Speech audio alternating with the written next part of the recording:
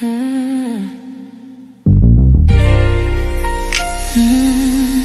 your under degrees.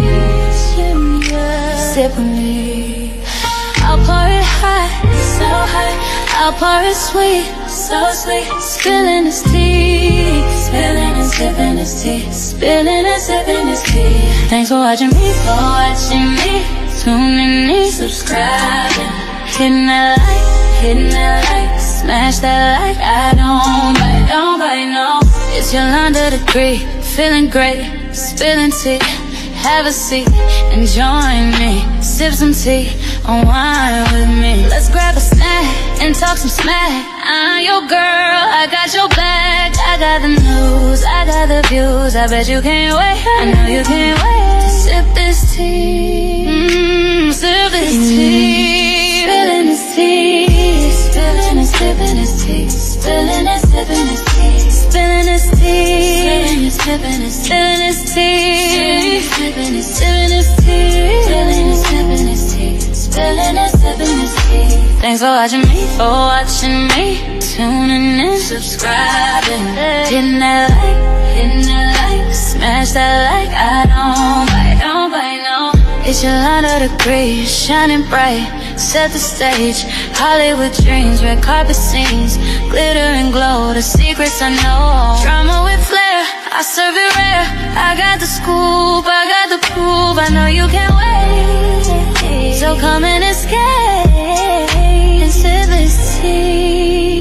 Sip with me, spilling this tea, spilling and sipping this tea, spilling and sipping this tea, spilling this tea, spilling this tea, spilling this tea, spilling and sipping this tea, spilling and sipping this tea.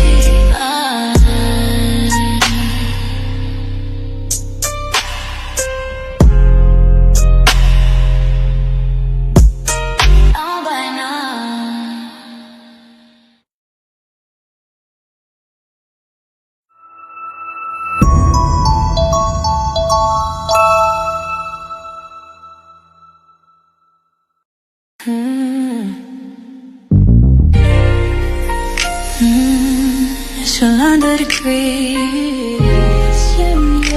Sip with me. I'll pour it hot, so hot. I'll pour it sweet, so sweet. Spilling this tea, spilling and sipping this tea, spilling and sipping this tea.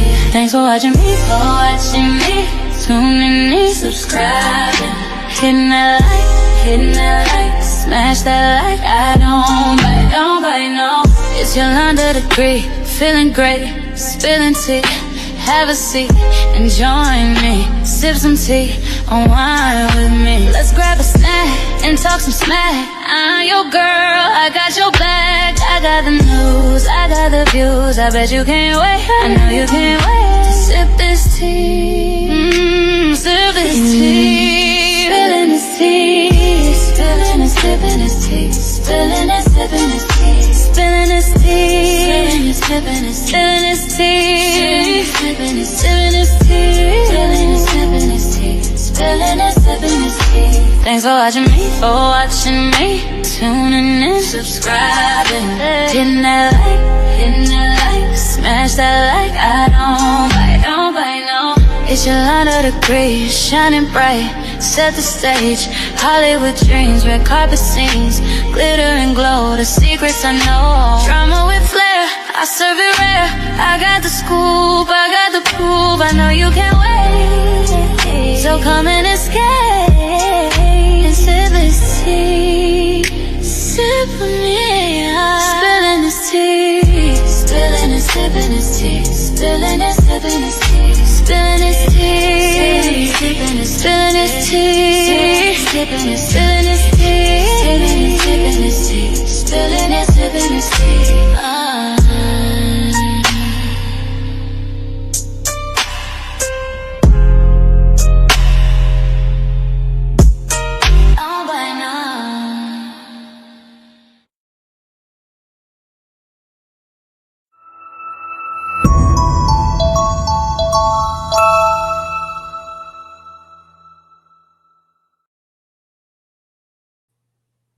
What's going on, Diamond Gang? Did you miss me? I've been gone for 2 days over there on Rumble trying to grow this platform, but we got a lot to get into.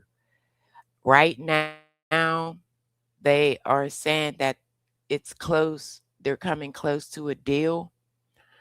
Here's the thing, the Supreme Leader made a statement, and he basically said that the enriched uranium will not be removed at all. So we're going to get into that. We're going to get into this weaponization fund. The Proud Boys is trying to get in on this. There's a lot of people trying to get in on this, and Congress is not having it. And here's the thing, it's coming from both parties. Okay. So it's not only just coming from the Democrats, it's coming from the Republicans as well. So they're not happy about this fund at all. Also, the officers that were hurt, okay, when they decided to uh, go crazy on Capitol Hill, they're starting to speak out. They feel like it's not fair that this fund exists. So, but the Supreme Leader told us that we're not moving anything about it or country. And right now, Iran is actually putting together, and I told you guys this the other day, with our allies as well as their own safe passage through the straits. And they're charging a toll. They're taking crypto. So they're putting that together now as we speak. So I'm not sure how we're close to a deal. Also, guys, Cuba. Cuba is definitely next, okay? Definitely next. So I'm just waiting for this video to upload. I apologize, guys. It's taking a little longer to upload before we get started. But we got so much. Don't you guys know, in the beginning, we were talking as regime change. They wanted regime change. Come to find out, Israel and us, the U.S., was looking for the former president of Iran. He was president, and please excuse me, I don't know how to pronounce his name, but they were looking for him. He was the president in 2005 to 2013 to basically take over. Okay. And this man was literally on home confinement. Do you know that we struck his quarters where he lived in order for him to get away? And he disappeared. He's not, they don't know if if he's gone or if he's here. But Trump and Netanyahu they put this plan together. Now, this guy who was the president of Iran, he's very aggressive, hardline, and he was a strong supporter of Iran's nuclear program. So I don't know why they thought that was going to work. That was a mess. So we got a lot to get into. A lot. All right, it's saying I got about 3 more minutes, guys. 3 more minutes, and I'll pull the video up. So he was a very aggressive guy, but Cuba threatened us as well the other day. But it looks like we're going to help them. They need help desperately, even though we're not done with what we have going on in Iran. We are making plans right now for Cuba. So get ready this week. The rest of this week and potentially the beginning of next week, it's going to be a lot going on, a lot of action going on. So, but they're not willing, Iran is not willing to give up the straits, and they are not willing to give up the enriched uranium. So Trump is going to have to make a move. I don't think that he's going to be able to tackle out this time around, because they are literally putting the plans through and they are getting ships through the strait. Guess what? You got to go. Let me tell you guys something. These are the rules. Okay? You don't have to agree with anything that I am saying. You are entitled to your opinion.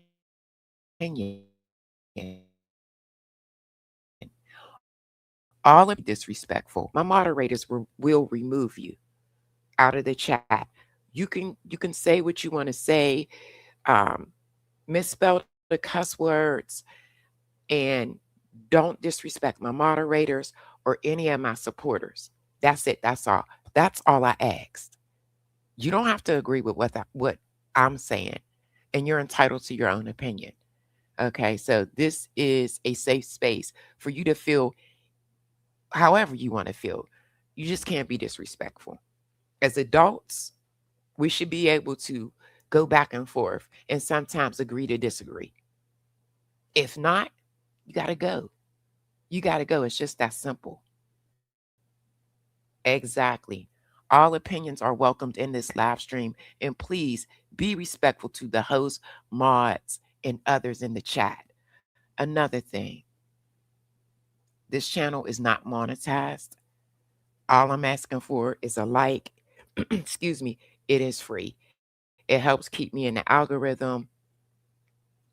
That's it. That's all. It takes time sometimes for me to put these videos together to present them to you and to tell you what I see from my perspective and point of view. And like I said, again, you're entitled to have your opinions. So without further ado, I'm going to bring my screen up. One moment. Let me get the video up and we can get into some things. Please subscribe to the channel. I am now on Rumble.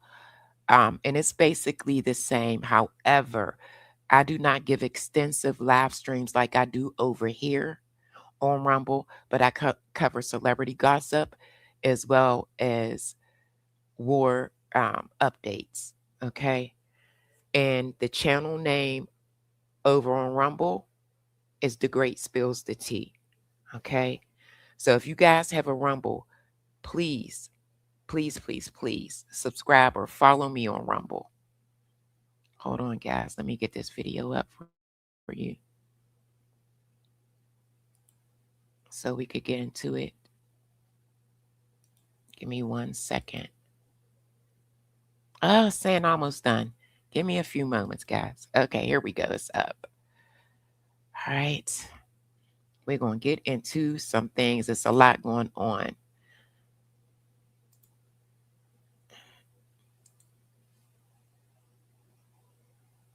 Hold on, guys. Let me make sure I saved it. Okay, cool. It's saved.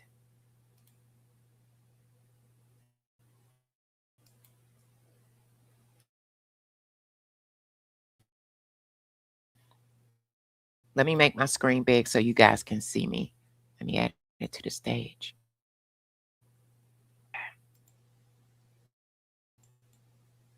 Hold on, guys. For some reason. Okay, it should come up. It's coming up now. I don't know why it's moving slow. I can't stand StreamYard at times. Here we go.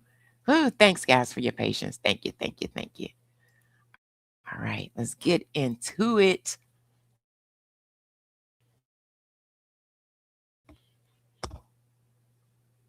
They're tired of this. This should have happened for 47 years. Somebody should have done something. Listen, Diamond Gang, he's been saying this since the start. They want to make a deal so bad, so quickly. That is simply not the case because this would have been done and over with a long time ago. About it, and it's going to happen, and it's going to happen fast, and you're going to see oil prices plummet. They're going to come down. There's so much oil out there. They're going to come plummeting down. But even with that, the stock market's at an all-time high. Remember when Donald Trump said that a whole civilization will die tonight? Listen, NATO, when he said that, had no idea what he was going to do. So they honestly believed that he was going to actually act on what he said. Well, apparently Europe thought that he may use a nuclear weapon on Iran. Europe reached out to the State Department to confirm that he wouldn't. They got no response. The State Department had no idea what he meant or what he would do. That's according to new reporting from Reuters, which has shown a behind-the-scenes look into the diplomacy for Donald Trump and the way he and his administration conducts diplomacy. European allies wanted assurances that the United States would not use a nuclear weapon in Iran to kill off an entire civilization. And yet, the State Department either had... Let me tell you something, guys. When this is all said and done, we will have a nasty stain on us as a country. We will be alienated, okay? I've said this time and time again.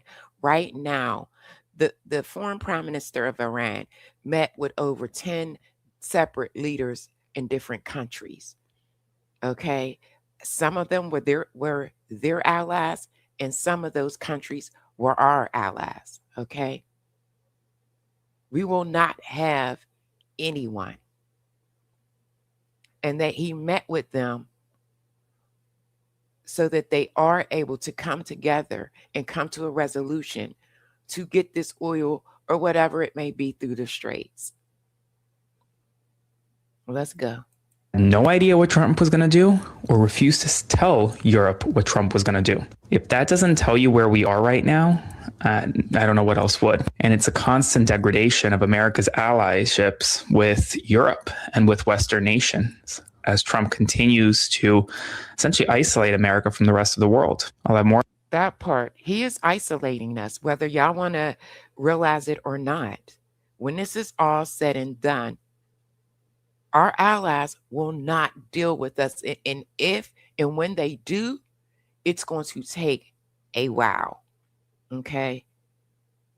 He literally bullied NATO, bullied them. You made the decision. The straits was open. Business was fine until you decided to go to war. But let's go, Diamond Gang. Updates for you soon, but it's pretty revealing. Spread the word. Follow along for all the news you need to know about. Trump just told reporters that he is polling at 99% in Israel and that he may go run for the prime minister of Israel next. He actually said this. This is not a joke, unfortunately. Which we know that is not the case. But here he is saying it. Let's go. To Prime Minister Netanyahu about Iran and how long to hold off on strike. He's fine. He'll do whatever I want him to do. That part, he's fine. He will do whatever I want him to do. In my opinion, that's not the case as well. He talked President Trump into this mess. He's been trying for many past administrations. And what? Trump was gullible enough to do it. When you guys hear this idiotic plan that they came up with for regime change, you're not going to believe it. With this former president of Iran. Very, very good man. He'll do whatever I want him to do, and he's a great guy. To me, he's a great guy. Don't forget, he was a wartime prime minister. And he's not a good guy. I told you guys this 1,000 times. There is a second arrest warrant out for Benjamin Netanyahu for war crimes. He is not very liked. He's not a good guy. He's not treated right in Israel, in my opinion. I'm right now at 99% in Israel. I could run for prime minister. So maybe after I do this, I'll go to Israel, run for prime minister. What they did to Massie was unbelievable. Israel spent millions, and we'll get into that as well. Poll this morning, I'm 99%, so that's good. But no, he's a wartime prime minister, and I just don't think they treat him well. Mr. President, what do you do? I think we have a president over there that treats him very poorly. You're on the same page with him on Iran? Yeah. Iran, it's a limited deal just for a longer ceasefire. So he claims that he's in no hurry to make this deal, but he threatens them on a regular to unalive a whole entire civilization. But let's go. We'd have to open the strait. That would open immediately. Listen, they are moving around us. Right now, they are putting in place with other countries safe passage through the straits. They are setting it up. Tolls, and they are taking crypto. So we're going to give this one shot. I'm in no hurry. You know, everyone think, oh, the midterms, I'm in a hurry. I'm in no hurry. Ideally, I'd like to see few people killed as opposed to a lot. We can do it either way, but I'd like to see few people killed. I just wonder whether or not they have the good of the people, because some of the things they're doing to me means they don't have the good of the people, and they have to have the good of the people. There's a lot of anger now in Iran because people are living so badly. Again, their supreme leader spoke out today and said there will be no transfer of the enriched uranium. None. So I'm just wondering, we have not achieved not one of our goals, not the regime change. Now the straits is closed. Now they're completely controlling the straits, and said that they will long after this. There's a lot of foment that we haven't seen before so much, and we'll see what happens. Is it taking longer than you expected it would to make a deal with Iran? Well, let's put it this way. You were in Vietnam 19 years, right? You were in... Here he goes, naming off different wars in a time frame. Here, when he announced this was supposed to be a 4 to 6 week excursion. That's it. That's all. He thought that he was going to go in like he did Venezuela, and it did not happen like that. I don't know why he thought regime change was going to happen in 4 to 6 weeks. You were in Afghanistan and these other places 10 years. You were in Iraq. How long were you in Iraq? 12 years.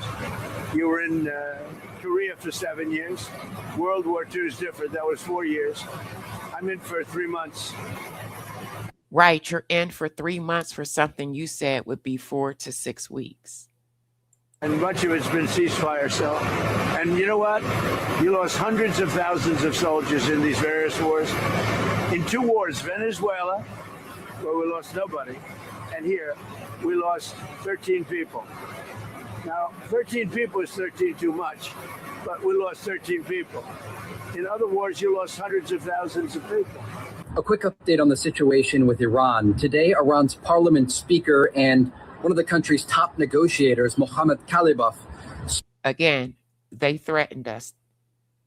And then the supreme leader said, no, they're not moving anything. Let's go. Spoke about the current state of play, saying that Iranian armed forces used the ceasefire to rebuild military capabilities. His comments were echoed. That right there. So their stockpile is insane right now. During this entire time, they were rebuilding drones, missiles. Let's go. By Iran's foreign minister, who also spoke today from the capital of Tehran, saying that they are pursuing a diplomatic path, but with strength, the foreign minister says, the same strength with which the armed forces prepare them. Right now, they are arming their civilians with weapons, children with weapons. Themselves in defense of the country. This comes as President Trump spoke earlier today from a graduation ceremony, saying that Iran will never have a nuclear weapon. He said that the Iranians want to make a deal badly, and went on to say that there are contradicting statements. That's not what they're saying at all. I have a clip in here of a man, of a civilian, who said that they are waiting. They want this to be done and over with. They will work with Qatar, Saudi Arabia, the UAE on their own. They will negotiate. They want us out of there so that they can do what they need to do for their country and surrounding countries. Basically telling us we need to mind our damn business. We'll have to wait and see what is going to happen as it relates to the possibility of diplomacy versus military action. So both the Israeli and U.S. militaries remain on high alert in the region. Iran is now cementing its control over the Strait of Hormuz. Get this, because they are cementing their control over the straits. It's already in effect. And it's letting Russian and Chinese boats through after it used the ceasefire to mine the strait even more heavily. Trump's got no plan on how to open the strait because he thought this would be Venezuela. New reporting from the New York Times says that the plan was to try to Maduro Iran by reinstalling Ahmadinejad as president after killing the Ayatollah. Yet also That's who they want, or they planned on him taking over. They don't even know where this man is. The war started, Israel bombed his house. While Ahmadinejad hasn't been seen since the strike, even the U.S. doesn't know if he's alive, he's clearly not in charge, and now Iran seems to be cementing permanent. They purposely, us in Israel, bombed this man's home to get him off of home confinement. And now he's nowhere to be found. He skipped out about twice. Okay? And they trusted him because after he left office in 2013, he started speaking negatively about Iran. But let me tell you something. He's even more hardline. He believes in the enrichment programs. I don't know what Netanyahu and Trump was thinking about. But let's go. Control over the strait. Now, the U.S. in theory could force the strait open if it committed real military sources, but Donald Trump is scared to do it. The U.S. could also just do the Trump special and sign some fake. This is why they do not bring up the regime change anymore, because their plan failed miserably. Peace agreement that says that they won, but gives Iran everything they want and go home. But doing that, it's essentially surrendering to Iran and gives them ultimate political control over the U.S. because if Iran controls the flow of oil, they can just shut it down whenever we do something they don't like. And this also doesn't satisfy the needs or the wants of the Republican Congress or one of their biggest constituents, Israel. And without their approval, Trump's in big political trouble. So we currently exist in Schrodinger's war, a war that we've won 10 times, but also a war that's paused, but also a war that's still ongoing. And Trump's just hoping that you're going to get bored enough to stop following along. But unfortunately, he can't pay for gas with attention yet. And so for now, follow to stay in the loop. There's this war. See, you said you heard he's in a coma. I didn't hear that. But let's go. Now, this is the man, okay? They are an Iranian man that states that he wants America to attack again. This is how confident they are. Let's go. Going on. What are your thoughts about it? Well, first of all, I think it's a complete aggression because we want to be like, how do you say it? We want to be free from other countries. We want to decide by ourselves. But other countries. So he said they want to decide by themselves what to do with their country and surrounding countries, allies and foes. Don't like that. They want to pressure us into something, and then, well, we won't accept that at all. Yeah. And what's the feeling in America? You know, someone told me today that there was a lot of good feeling for America, but now it's all changed, obviously. I don't think it was like, maybe part of the population was like that, but we have a like very long history with America. Yeah. That's our problem. But someone was saying that maybe they lost the good feeling. Yeah, but some of it, among some of the population, is true. Yeah. But I mean, in general, it wasn't like that at all. Because we always knew how America felt like, but they wouldn't show it to us like this, that they're showing it now. Yeah. And what's the general feeling on the streets of Tehran right now? I think everyone is waiting for them. Yeah. I think this is the best thing. They said everyone is waiting for them. Everyone is waiting. What do you think is going to happen? Personally, I really like them to attack us again. Really? Yeah, I'm really waiting for it. You see, what's interesting, you seem like such a good vibes guy. Gentle. So they have dropped more mines in the straits. They have built missiles. They have built drones. They, replenished their stockpile. giant. You have your kids here. Yeah, because it was too short. You know, we couldn't reach what we wanted. That's the problem. So you want them to attack? Yes, so that you can. Yeah. We can finish the job. And what is finishing the job? Well, the most. Diamond Gang, please, and thank you. Can you please hit the like? It helps keep me in the algorithm.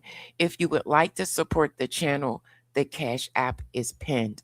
Thank you so much. I think the important thing is that they leave this region. Yeah. They completely leave this region, and then we can decide with our neighbors ourselves. We can decide with Saudi Arabia. So he said we can decide with our neighbors ourselves. They want us up out of there. What we want to do with Emirates, Oman, Qatar. We can talk with them like brothers. Yeah. But the Americans are here, and then they're trying to meddle in everything, and then they want to decide what to do. Yeah. We want to meddle in everything and decide what to do, is what he's saying, America.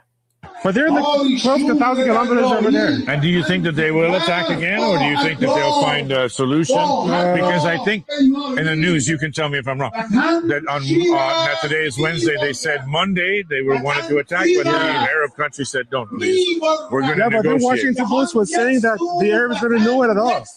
Really? Yeah, Washington Post wrote something. That part, the Arabs did not know. The countries that President Trump claims that begged him to hold off on these strikes claim they never made that call. They didn't know anything at all. I think they're playing now. I don't know what they're doing. Really. In a bombshell new report from the New York Times, U.S. and Israeli officials apparently explored whether former... Now we're getting ready to get into Iran's former president and how they planned on using him to replace the leader of Iran. Hardline Iranian President Mahmoud Ahmadinejad could become a transitional leader in Iran if the current regime collapsed.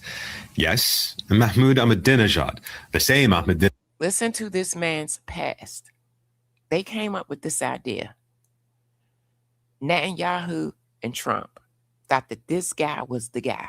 Ahmadinejad, who became the international face of Iran's anti-Western hardline movement, the same Ahmadinejad who escalated Iran's nuclear crisis, and the very same Ahmadinejad who threatened to wipe Israel off the map. Now, this idea appears to have come from a model the Trump administration thought had already worked somewhere else, Venezuela. You may remember President Trump ordered a U.S.-backed transition where So again, and I said this again, he thought this was going to be as easy as Venezuela. So he used the same plan. Nicolas Maduro was arrested and removed, but the Venezuelan state itself survived. And Delcy Rodriguez, a longtime regime insider, became the acceptable face of that transition. So in part of the establishment to keep the system intact, but pragmatic enough to stabilize the country and be willing to cut a deal with the West. And somehow, some U.S. and Israeli planners appear to have landed on Mahmoud Ahmadinejad. But selecting him may not be as far-fetched as it sounds. For years after leaving office, he had been calling out Iran's clerical establishment and has been vocally critical of their policies, leaving the former president politically sidelined and blocked from running in any future elections. But here's where things get even more complicated. Early on in the U.S.-Israel war in Iran, an Israeli airstrike hit near Ahmadinejad's home. Now, according to They claim purposely. U.S. officials in the Times is reporting the strike may actually have been intended to free him from what appeared to be a form of house arrest by killing the IRG. Do you guys hear this? This is our plan. This was Trump's and Netanyahu's plan. They struck his house to free him from house arrest and wanted him to be the new supreme leader. If this is not idiotic, I don't know what is. This was their plan. Let's go. DC guards surrounding him.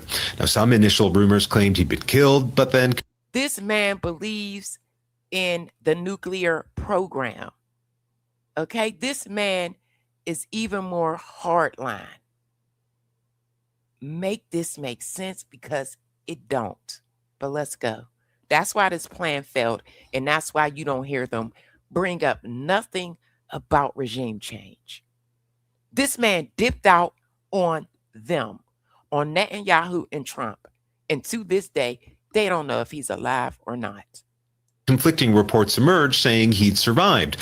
For now, nobody, at least publicly, seems to know exactly where he is. Whatever the case, let's be clear, Iran is not Venezuela, and many analysts say the idea Ahmadinejad could be installed as ruler fundamentally misunderstands modern Iranian society. While he remains popular in some quarters, according to research from the Atlantic Council, younger Iranians are deeply disconnected from both the Islamic Republic and the old revolutionary generation that produced figures like Ahmadinejad. So for millions of Iranians, replacing one revolutionary insider with another, even one disliked by the old guard, wouldn't feel like transition. It would feel like recycling the regime. Recycling the regime. This was their master plan. This is why we are trapped right now. Nothing strategic about this plan. Nothing. Diamond Gang, can you guys please, I got 16 likes. 144 in the building. Please and thank you. Can you please hit the like? Hit the like. It helps keep me in the algorithm. Thank you. And maybe that's the real story here, that in trying to engineer an Iranian version of Venezuela, Washington and Israel may have revealed just how uncertain and improvised their early post-regime plans really were. So it has finally been revealed who the U.S. and Israel planned to install as the new leader of Iran in their failed regime change attempt. And it's not Reza Pahlavi. In fact, the entire plot is 10 times weirder. The U.S. and Israel went to war against Iran entirely to install this man as the new leader, the former president Mahmoud Ahmadinejad. This man was once one of the most aggressive.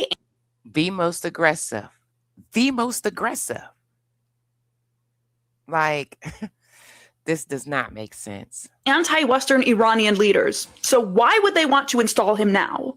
Ahmadinejad was president of Iran from 2005 to 2013, and during that time, he was known to be a strong supporter of Iran's nuclear program. He was very critical of the United States. He cracked down on internal dissent. So they just bombed his home, got him free off of home confinement, only for him not to be found. Not to be found. You don't hear anything about regime change anymore. And this is why.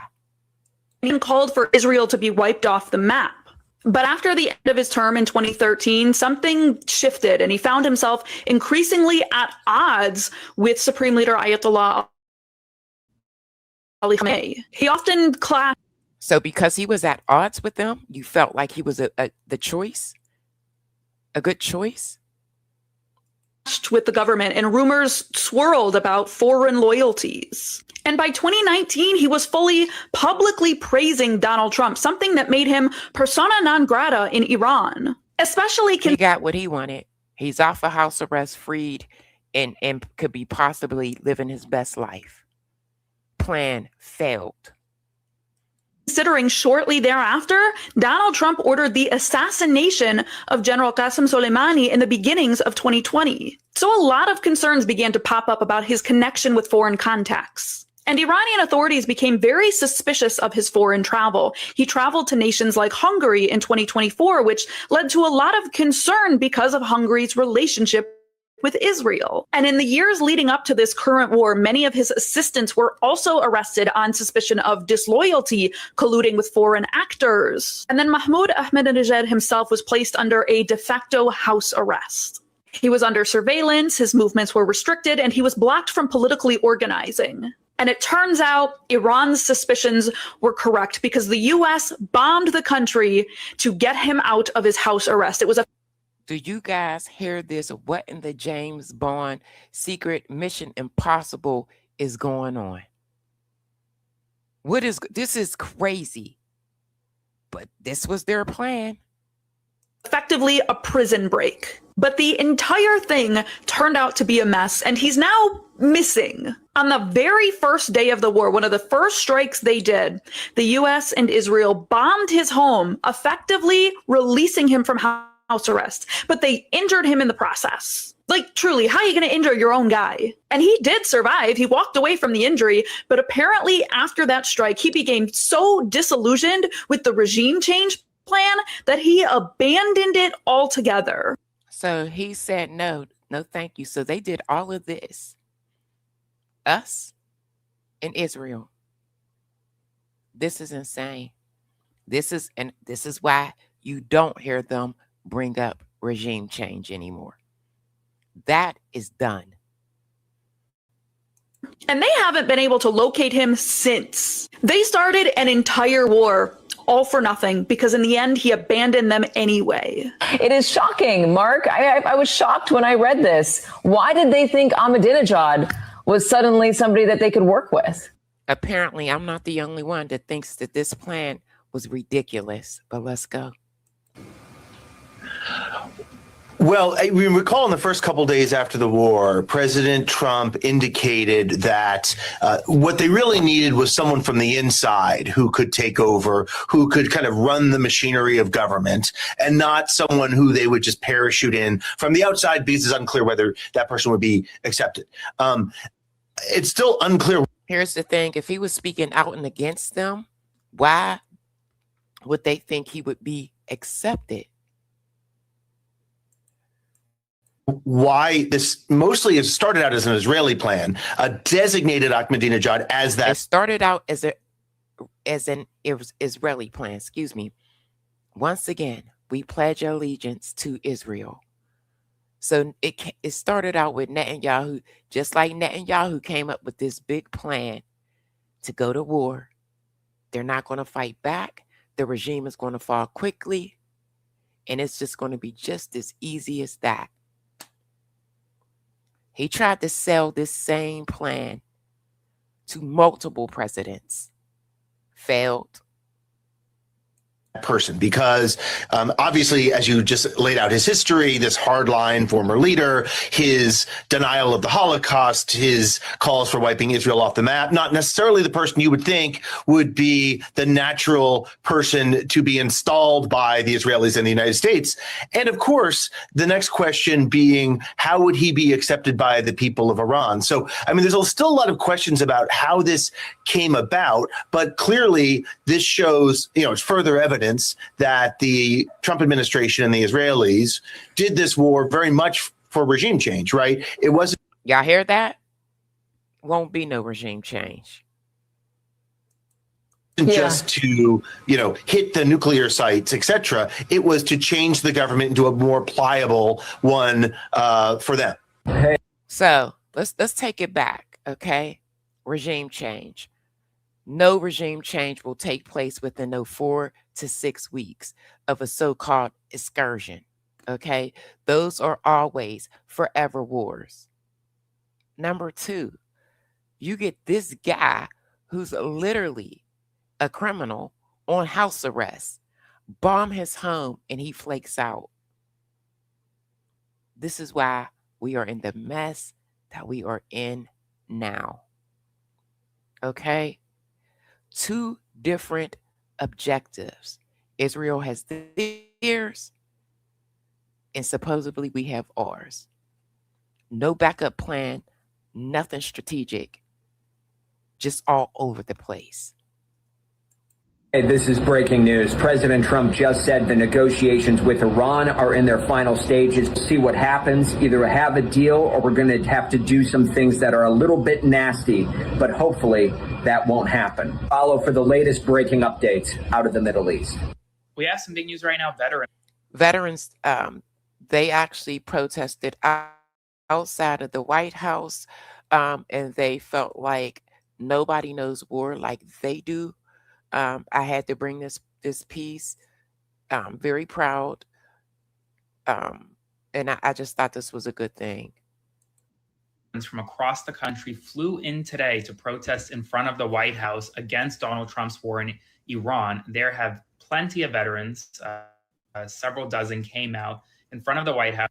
And their message today was simple. Veterans know the cost of war more than anyone else. And you can see them in front of the White House, and you can see the bulletin board as well. But that's not all. Today, this is what senators are facing as they go and vote, and members of Congress. It's all of their names and the price of gas in their district. Another clear reminder of the cost of war impacting everyday Americans. As always, spread the word. Follow along for all the news you need to know about. It is now day 82 of the U.S.-Israeli war on Iran. So we're just going to get a roundup of the last 24 hours, and then we'll go further into the Massie race and Israel spending millions of dollars for the outcome. Here's a roundup of what happened in the past 24 hours. President Trump said today that the U.S. is in the final stages of talks facilitated by Pakistan, but he's in no hurry to reach a final deal with Iran. This comes just a day after Trump warned that the U.S. may strike Iran even harder by early next week and gave Iran a 2 to 3 day window to accept Washington's terms. In response, Iran's IRGC warned today that any resumption of hostilities will trigger the opening of unprecedented military fronts and devastating surprises for Washington. Senior commanders, including Major General Ali Abdullahi, stated the military is stronger than before and waiting with hands on the trigger to... Again, they spent this time of this ceasefire restocking. repel any attacks. At the same time, Vice President J.D. Vance and other U.S. officials have cited significant progress in the Iran talks, moderated by Pakistan. I'm going to say this again. The U.S. sent them a revised list. They're looking over it, but it's minimum changes on both sides. Minimum. According to Iran's Tasnim news agency, Iran is currently reviewing an updated proposal from the U.S., but has not yet responded. This comes as Pakistani Interior Minister Mohsen Naqvi traveled to Tehran today to hold talks with senior Iranian officials in a rapid succession of high-level meetings aimed at securing an agreement. Really quick, guys, the last time I was live, remember I told you guys, because Trump put off the weapons package I'm so tired. I did a live on Rumble. So he put a weapons package together for Taiwan, but he held it off once he met with China. Gang, he made a statement today, and it wasn't a good one, but we'll get into that too. I told you guys, he will have to speak to them sooner or later. Agreement between Iran and the U.S. to end the war. The U.S. Central Command reported it has now redirected a total of 90 commercial vessels and disabled 4 others since the U.S. blockade began in April. This is while Iran's IRGC Navy announced today that 26 vessels transited the Strait of Hormuz over the past 24 hours. So they said they put 26 vessels through in the last 24 hours. Right before Trump went to China, China sent 6 tankers through. So it's just like, what are we doing? What are we doing? Under its cooperation and protection. The IRGC Navy added that maritime traffic through the strait is currently taking place only. That's it right there. Maritime traffic. That is what they set up. They're taking crypto for safe passage. They set this up with other countries. Some of them are our allies. But let's go. After obtaining the necessary permits and in full coordination with its naval forces. Meanwhile, Israeli airstrikes targeted several towns in southern Lebanon today, with at least 19 deaths reported by Lebanon's health ministry, including 4 women and 3 children. Hezbollah retaliated with 14 separate operations targeting Israeli troop gatherings and armored vehicles. The ceasefire between those two, Israel and Hezbollah, it never stopped. It never started. There was never a ceasefire. The Israeli military confirmed that the commander of the 401st Brigade was severely injured in southern Lebanon, and 3 soldiers were wounded in a drone attack. Israel's public broadcaster KAN published a report yesterday revealing that Hezbollah's fiber optic guided FPV drones have severely limited the Israeli army's freedom of movement, affecting between 70 and 80% of planned military operations in southern Lebanon. Breaking news as U.S. intelligence has told CNN. Again, we're going to get into them rebuilding their stockpile. So it's been, 42, 43 days since the ceasefire. This is what Iran has been doing, gang. CNN that Iran is rebuilding its military industrial base much faster than anticipated. They already are starting drone production again. They are rebuilding missiles and missile sites and launchers, and they are going to have this done much, much faster than anyone had expected. Trump's ceasefire has given them the time to rebuild all of their military capabilities that were degraded by the airstrikes the U.S. and Israel did. They are now going to be capable again from many of these locations. A U.S. official told CNN. And again, remember, they hit 16 U.S. bases with precision. With precision. And they tried to hide those damages in what happened from us. Let's go. That the Iranians have exceeded all timelines the IC had for reconstitution. Guys, this is serious. This means Iran remains a significant threat to the Middle East. And now they're telling Trump that they are not going to give up. And those countries over there will be the first to be hit. Qatar, the UAE, Saudi Arabia, and on and on. They will be hit. Any U.S. bases left will be hit.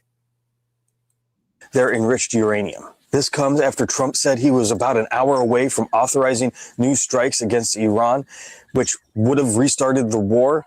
And now he's giving more time for peace talks to happen. There's no defined timeline of how much longer he is going to give. I'm still wondering what is he going to do around this war power resolution.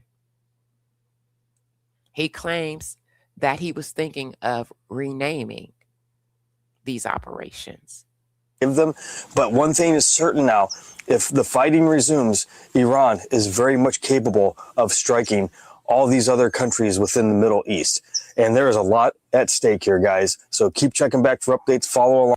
Yeah, a lot. Power plants, infrastructure. Like this is, and I showed you guys a video the other day. It's going to be crazy. For more, share this, and I'll see you back here for the 411. Hey, this is breaking news. Iran's supreme leader has issued a directive that Iran's near weapons grade uranium should not be sent abroad. That matters. There it is, guys. I told you. He said no, it will not be removed. Because removing or exporting that uranium is one of the key U.S. demands in the talks. If Iran does not move on this issue, it could make it very difficult to make a deal. Hey guys, a major development this morning. Reuters reports Iran's supreme leader Mustafa Khamenei has issued a directive not to export Iran's already highly enriched uranium. This is a red line for the United States, and we will wait to see how. I'm going to tell you right now, they put together a deal. And I said this time and time again, I guarantee you it will mock Obama's, and they will give them more. They will lift the sanctions, and they will release more of their frozen assets. And then what he's going to do is come back and sell it as a win. You watch. U.S. officials respond. It comes as Iran's foreign ministry says the country is reviewing a new U.S. proposal, and Pakistan's interior minister traveled to Tehran for direct talks aimed at moving a possible agreement forward. Iran's foreign minister spoke yesterday with a warning for the United States. Should it become necessary, should the interests of the state dictate that we prepare ourselves in the field of diplomacy, of discussion, of negotiation, then we will prepare ourselves. But with strength, the same strength with which the armed forces prepare themselves in defense. Diamond Gang, I got over 100 people in the room with 25 likes. Please and thank you. Can you please hit the like? It helps keeps me in the algorithm. Please and thank you. If you would like to support the channel, the Cash App is pinned. But I need to get them likes up, please, guys. Of the country. President Trump says he's in no hurry to make a deal since the U.S. naval blockade is causing significant economic damage to Iran and weakening the regime. He indicated the war could resume quickly if Iran doesn't respond well. We're all ready to go. He's saying that, but they just said they're controlling the straits and they're not giving up the uranium. So We have to get the right answers. We're dealing with some people, and we're dealing, actually, I must tell you, we're dealing with some very good people. We're dealing with people that are, I think, far more reasonable than the people that are really no longer with us. With a focus on Iran's nuclear program and the Strait of Hormuz, the Islamic Republic recently created what they call the Persian Gulf Strait Authority to force vessels to coordinate directly with Iran. Again, here it is. And clear, they are going through the straits. They're going around us in order to pass through the strait. But today, the question is about Iran's highly enriched uranium. And remember, to understand the process here. So now the straits is not a big deal in them getting vessels through. But they say that we are hurting them economically. Meanwhile, they're crushing the entire world globally. You have uranium ore that is mined from the ground. It's turned into yellow cake through a chemical reaction and then into hexafluoride gas. And they spin that gas very rapidly in centrifuges with the heavier part. Every day it's a different goalpost. So today is we got to get that uranium. The other day, we got to get the straits open. Particles going to the outside and the lighter ones stay on the inside. And this is how they increase the purity. They repeat this process over and over. Iran has already done this to 60% purity. And the concern here for the United States and President Trump is that they're just days away from creating weapons-grade material that could be used in a nuclear bomb. Guys? Yeah, and that's the problem, Trey. If they're not going to put the weaponized, the uranium, enriched uranium on the table, there's nothing to talk about. So, and the Supreme Leader doesn't seem to care. Thanks so much. Appreciate you. Of course, that's coming from Fox News. They seem pretty upset. Joining us and with that breaking information. I mean, it's now being reported that Iran's new supreme leader has issued an order saying that all of the enriched uranium they have must stay in the country. At the same time, the U.S. has assured Israel that any deal with Iran would include the full removal of enriched uranium from their country. But reports from Reuters citing... So it definitely sounds like it's going to be an escalation. There's no other way out. Senior Iranian officials say the supreme leader has directed his people to not accept any deal that would allow Iran's enriched uranium to leave the country. At the same time, Pakistan's principal decision maker is set to visit Iran tomorrow, and Donald Trump says time is running out to make a deal. I guarantee you, they are going to allow them one nuclear program just like Obama did. This is crazy. All of this, for what? For what? Additionally, U.S. intelligence indicates Iran has restarted drone production and is rebuilding key military capabilities faster than expected. Officials believe Iran could restore its drone attack capability within 6 months, and intelligence assessments also indicate much of Iran's missile and drone infrastructure survived the war. And last night, there was large-scale AIS and aircraft transponder interference. Remember, he said he obliterated. He got rid of most of their... That did not happen, as you can see. They're rebuilding. It was not damaged. Interference reported in the Persian Gulf, northwest of Dubai. Observers note that similar electronic disruption patterns have occurred during periods of heightened military tension. There's one follow-up on that. How do you want things to end up with the Strait of Hormuz, though? Would you like that to happen? Well, we want it open. We want it free. We don't want tolls. It's international. They're doing it. They're charging tolls. International waterway. They're not charging tolls. Right now, they are losing $500 million a day is what it's projected. I don't know. It sounds like a lot of money. In the last 24 hours, 26 ships has sailed through or came through.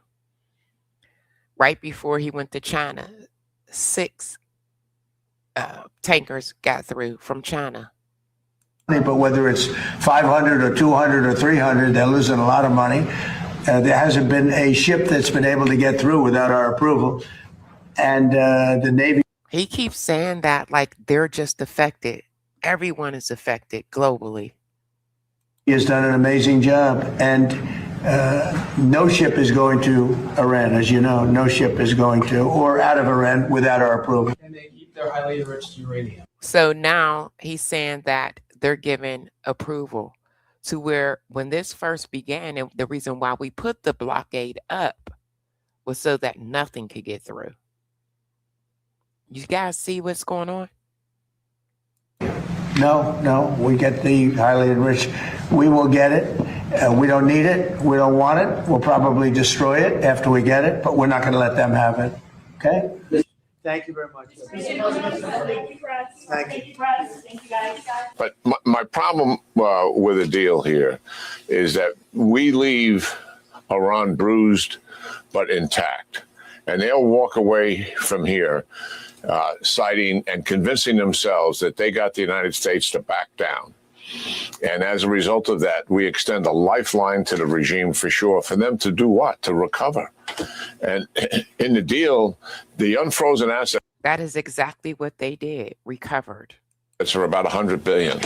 It's likely we're going to take some part of that and give that to them up front and also reduce some of the sanctions. And certainly we're going to monitor their behavior.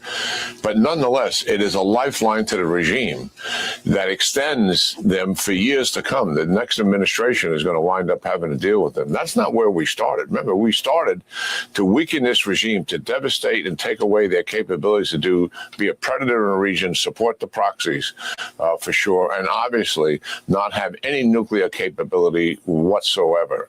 So today, Reuters reported that Iran's foreign minister, Mojtaba Khamenei, is ordering a directive not to export Iran's highly enriched uranium. The White House is pushing back on that report, saying that it's not true. It comes as Iran's foreign ministry says they are reviewing. You hear that? So now we're saying, oh, no, that's not true. They didn't say that.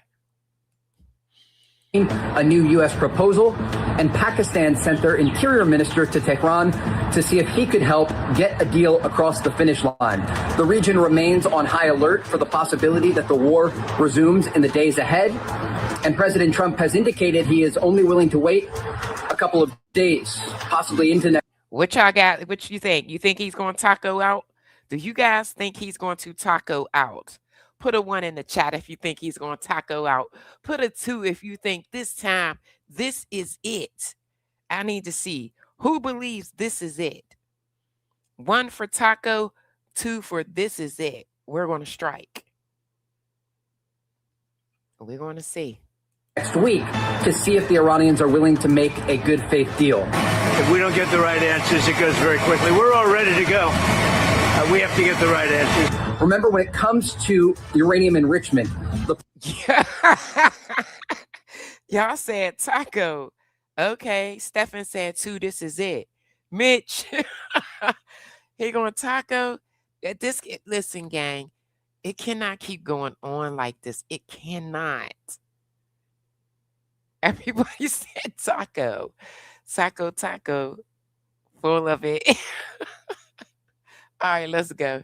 Process here is quite lengthy, and the Iranians have been perfecting this process for a number of decades. And right now, the Iranians say they have around 1,000 pounds of highly enriched uranium at 60% purity. But to go from 60% to weapons grade 90% is just a... Well, I'm going to say this. Thank you, Stefan, for being honest. Matter of days. And that is the concern as it relates to Iran's pursuit of nuclear material that U.S. officials say they are intending to use for a nuclear weapon. And so all of this is being discussed at the negotiating table as the region waits to see if the Middle East is headed toward more diplomacy or toward war. The Vice President mentioned the other day there would be accommodations, they were willing to make accommodations with the Iranian deal. Could you kind of expand on those possible accommodations? Does that include... When you say combination of what? Let me ask you this. If there is a deal put in place, who believes that it will mock Obama's? Put a 1 in the chat if you believe that the deal will. Put a 2 in the chat. I honestly, I believe that. I believe that we're going to allow them to have 1 nuclear program. We will get some of the uranium, but it won't be all of it. I truly believe that. Yeah, Marie, I think. I do. I really believe that. It's going to mock Obama's deal, and they're going to have sanctions lifted, and they will have more of their frozen assets released to them. Yep, Mitch. It's going down. And that's horrible because you tore up the deal. You pulled the people only to what? Mimic the same deal. Yep, John. It's going to... What else does he have? I still cannot believe they blew that man's house up, tried to get him out of there and freed off a house arrest to have him replace the supreme leader. This is unfreaking believable. Yup, Linton, I believe it's going to mock the Obama deal. Let's go. What? Accommodations, he's talking about accommodations as far as making a deal going. Is that, I don't know. I can't tell you. Right now, we're negotiating, and we'll see. But either we're going to get it one way or the other. They're not going to have a nuclear weapon. You know, when people hear it, because oftentimes they won't put up the second part of the sentence having to do with, I'll say, this is more important than anything that we have to talk about. And usually they'll cut it off, the fake news. I said, because this is. He keeps saying the fake news. The nuclearization of a country that some people would say is somewhat crazy. And we cannot let Iran have a nuclear weapon. That's all it is. We can't let it. You will have a nuclear war in the Middle East, and that war will come here. That war will go to Europe. We cannot let that happen, and it won't happen. It's not going to happen. That's more important than anything else. We can't think. I can think of nothing that's more important than the fact that we cannot let Iran have a nuclear weapon, and we won't. Yeah, Jeff. Following up on that, sir, Iran is negotiating with Oman to set up a formalization of charging tolls in the Strait of Hormuz. Now he asked him about charging tolls in the straits. Acceptable to you? Well, we're looking at it. We hear about it. They've negotiated. They've had a relationship with them before, and we'll see. We have total control of the Strait of Hormuz, as you know. We don't have total control, but okay. With our blockade, the blockade's been 100% effective. Nobody's been able to get to us like a steel wall. It's our Navy. We have the greatest military anywhere in the world. We wiped out their Navy. We not wiped. He says this all the time. We wiped out everything. However, we see that that is not true because they are in the process of replenishing their stockpile. Out their air. I think they're down to about, I would say we knocked out 85% of their missile capacity. It's very hard for them. Did you guys see what I just showed you guys? You heard it, right? They have taken this time during the ceasefire to rebuild. Them now to build missiles, to build drones. We have great drone technology, anti-drone technology now that, frankly, we didn't have even 2 months ago. We have unbelievable drone technology, both for making them and also for knocking them down. And again, who's helping them? Who's helping Iran? Russia. So. But look, we're going to either make sure they don't have a nuclear weapon, or we're going to have to do something very drastic. And the people of the country, I believe when it's put to the people of our country, they will all agree that we cannot let Iran have a nuclear weapon. Yes. Well, Iran just released their plan for the Strait of Hormuz. They say if you want to traverse the... Listen up. I told you guys. They got it down pat what they're going to do, and it will be crypto. Let's go. Strait of Hormuz, and you enter into this zone, the red here, you will have to coordinate directly with the Iranian military. You will also have to pay fees in order to transit, which at face value sounds an awful lot like tolling, which is against international law, against freedom of navigation. And the administration says this isn't going to fly when it comes to a peace deal. No one in the world is in favor of a tolling system. It can't happen. It would be unacceptable. It would make a diplomatic deal unfeasible. U.S. President Donald Trump may have just hinted. Now, we're going to get into Taiwan, okay? We got to get into Taiwan.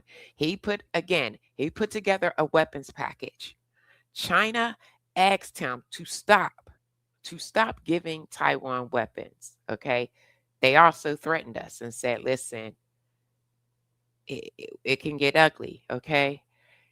I told you guys, Taiwan, without a shadow of a doubt, said our relationship is good, and they believe that we will be there for them.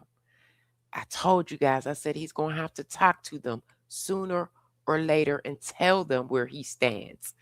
Let's talk about it. Let's go. something that could really make China furious. A possible phone call with the leader of Taiwan. Asked whether he plans to call President Lai Ching-te before approving a $14 billion weapons package, Trump said this. I speak to everybody. We'll work on that, the Taiwan problem. That phrase, Taiwan problem, immediately raised eyebrows in Taipei because Trump praised Xi Jinping, then described democratic Taiwan using language that sounded a lot like Beijing's. Still, if a Trump-like call actually happens, it would be hugely symbolic. Back in 2016, Trump infuriated China after taking a congratulatory phone call from then Taiwan President Tsai Ing-wen. Listen, this right here, it's going to be something. I'm going to watch this closely because if he signs off on that weapon package, China is going to be livid. Let's go. China's military pressure around Taiwan has been surging ever since. Taiwan President Lai Ching-te responded cautiously about what he'd like to tell Trump if they talk.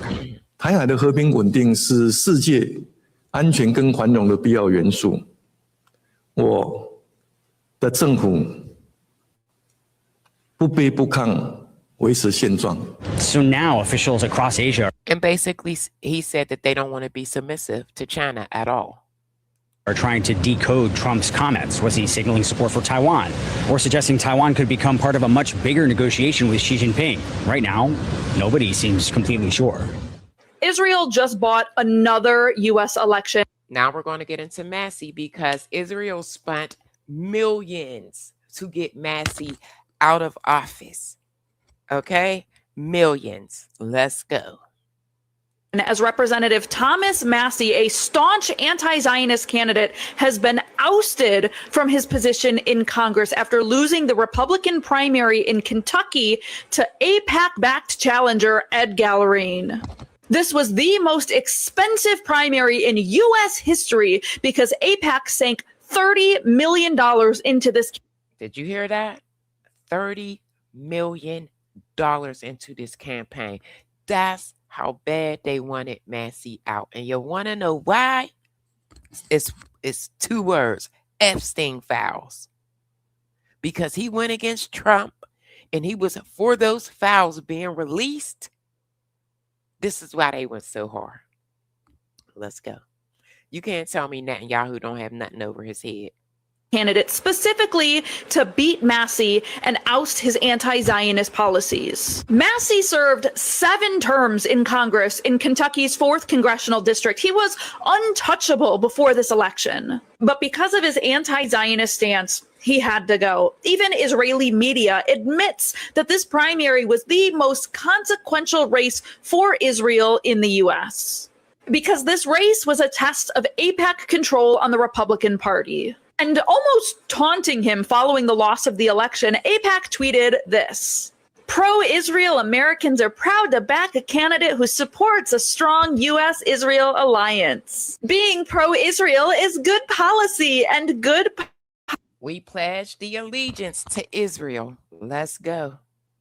Politics. Because I'm sure it has nothing to do with the fact that you sank $30 million into a primary election, the most expensive primary in the history of the country. They paid to get billionaires, cabinet officials, and the president himself to attack one congressman because he wasn't pro-Israel. But yes, please, can we get the likes up? Can I get at least 20 more likes? Please and thank you. I will be happy with 50 tonight. Please and thank you. Yeah. Yep. You said this is the dumbest and most corrupt president ever. I cannot wait to get into this slush fund. I can't wait. That's up next, y'all. Massie didn't give in to their taunting tweets. No, instead, he mocked Israel's lobbying influence in his concession speech. When he came out for his concession speech, he said, I would have come out sooner, but I had to call my opponent and concede. Listen, he said he's going to continue to work on the Epstein files. He has taken this on the chest, and he still has some time. You know, he's not out just yet. And it took me a while to find him in Tel Aviv, like bars. And the crazy thing is, it cost them $30 million to win by only. Thank you, Mitch. Thank you, guys. If you have a Rumble account, please and thank you. Follow me. It's a follow. Please follow me on Rumble. It is the great spills the tea. Same type of content. Celebrity gossip along with war updates. Let's go. 10,000 votes. That's how difficult it was for them to unseat this man. Right. So it was only by 10,000 votes. Only. $30 million and the president himself to unseat one congressman. He may have lost the race, but this is surely evidence that the tides are changing. I have called and conceded the race. We've been honorable the whole time, and we're going to stay that way.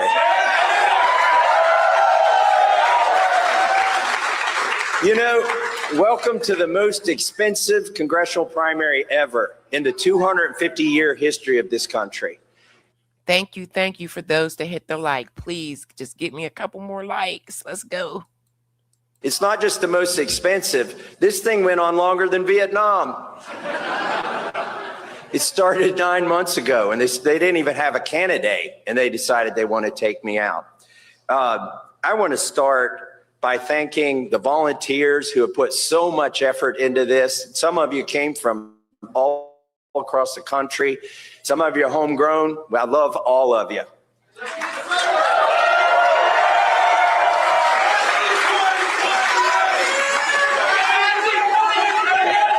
He was all smiles. He handled this very well. All right, hold on. 7 years, that's a long time.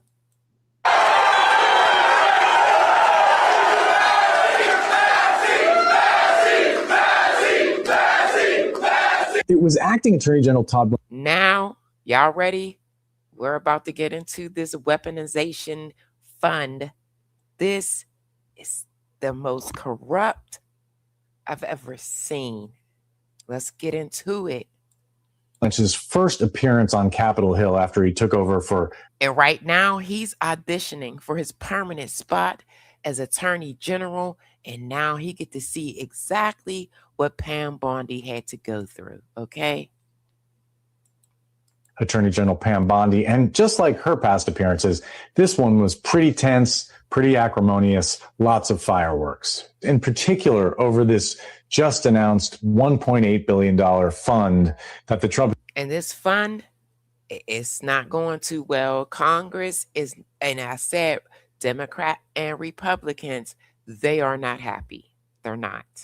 Administration is setting up to compensate what it says are people who are the victims of past weaponization by the Department of Justice. You moved to create this fund. I didn't move. I did not move. The settlement result, Mr. Attorney General, come on. Simple question. Will individuals who assault. Listen, one of the officers that was assaulted spoke out today about this, and I did grab that clip. He is highly upset because here's the thing. Those people were prosecuted for breaking the law. These officers are eligible, but they're not going to get a dime. Should Capitol Hill police officers be eligible for this fund?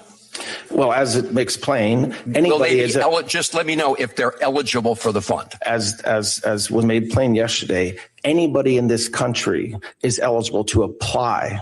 Remember, this is a settlement of a potential lawsuit that Donald Trump intended to bring against the IRS because his tax. He was supposed to drop it. Guess what? He made a settlement. He cannot be audited. His family cannot be audited. This is insane. Tax returns were leaked by a contractor who's now serving 5 years in prison. Most legal experts thought that this lawsuit had no chance of succeeding, and so it's been withdrawn. This fund is so controversial that the top lawyer in the Treasury Department actually resigned after this was announced. Blanche. He didn't want any parts. He resigned immediately. Uniformly defended it, although he didn't have many specifics about the commissioners who are going to oversee the distribution of this money and how it's all going to work. Look, Todd Blanche is the acting attorney general. He wants to become the permanent attorney general. Today's performance. He had a secret meeting with the Republicans. No Democrats was invited to try to change their mind on this fund and to get them to vote on it. was part of his audition for the job. And from the perspective of Donald Trump in the White House, Blanche did very well. He uniformly defended Trump administration policies, criticized Democrats, and was combative without being angry or insulting to senators. Todd Blanche was not yet become the... This is what they want to do with our tax dollars. This is crazy.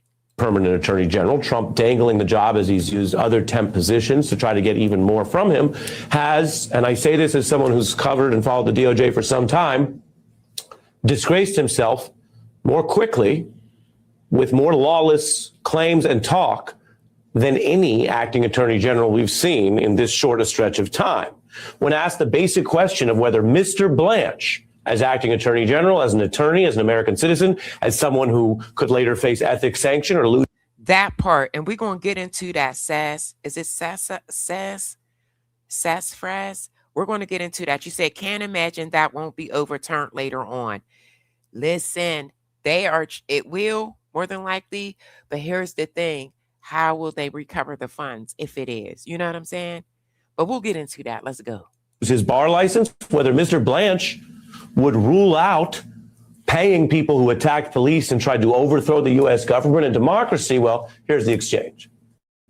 You moved to create this fund. I didn't move. I did not move. The settlement result, Mr. Attorney General, come on. Simple question. Will individuals who assaulted Capitol Hill police officers be eligible for this fund? Well, as it makes plain, anybody is. And will you commit that none of this money will go to President Trump's campaign donors? I am not committing to anything. You're appointing 4 of the 5 members. I am appointing all 5 members. Set up. Is it a coincidence? Who is okay with this? If you are okay with this slush fund and you're cool with your tax dollars going to this, put a 1 in the chat. If you are not, put a 2. I am not happy with it. That the General Counsel of the Department of Treasury resigned yesterday? I don't know if it's a coincidence. Yeah. Have you looked or checked? Have I checked? Yeah. I've not. We have some news right now. January 6 defendants and allies of Trump are rushing to try to get big $1 million payouts from this weaponization. Listen, the Proud Boys is on it. Listen to this. They said they're not going to be greedy about it. Listen, y'all. Fund before the fund dies. So Enrique Tarrio, the leader of the Proud Boys, says he's not that greedy, but he's going to ask for $2 to $5 million. Mike Lindell, who has parroted many of Trump's claims, he's going to ask for $400 million. Other January 6 defendants say they're going to ask for $30 million. The Tarrio one is the one that stands out to me the most, other than the $400 million Mike Lindell amount. That's kind of crazy. I mean, it is crazy. But the Enrique Tarrio was sentenced 22 years in federal prison for his actions during the January 6th insurrection at the Capitol, which is literally right behind me, right over there. He was let out of prison by Donald Trump. And now he says he doesn't want to be too greedy, but he's going to ask for $2 million to $5 million. And he thinks he's not going to be greedy. $2 million to $5 million. This is crazy. Get it. Here's the thing. Weaponization fund is in trouble. But if they start paying out the money, getting that money back is going to be next to impossible. So we'll see what happens. Spread the word. Follow for more. They should not be rewarded by the government for their attempt to overthrow the government. They tried to stop the peaceful transfer of power. They wanted to assassinate the vice president. 2 officers who defended the Capitol on January 6th are suing the government over this so-called anti-weaponization fund. I spoke to one of them. They assaulted me and my colleagues. They instilled fear and terror in members of Congress, the staff. This officer, you see this? You see this picture? They broke the law. They harmed people. They tore up government property. Why should they be rewarded? Professional staff.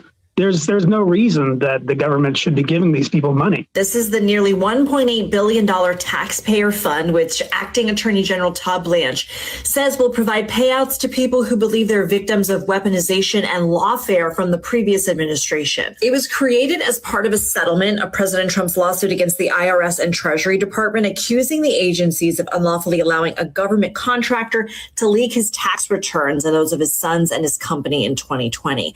The fund, we're told, told will be overseen by a 5-member commission appointed by the Attorney General. Government watchdog groups and lawmakers on both sides of the aisle are asking questions. Some are calling it a slush fund. January 6th. That's exactly what it is, a slush fund. Thank you for those that hit the like. I appreciate you. Please, could I get 9 more? It helps keeps me in the algorithm. Thank you. Thank you. If you're not subscribed to the channel and you like the content, please, please, please subscribe. I will not be over here in the vertical world like I used to, okay? I am now on Rumble. It is the Great Spills the Tea. So if you have a Rumble account, you can also catch me over there. Let's go. Rioters could likely apply it for money. And here's what Vice President J.D. Vance told reporters about whether that includes those who attacked officers. We don't in the United States say that everybody who's accused of a crime is... Listen, he don't speak much, but when he do, oh my goodness, let's go.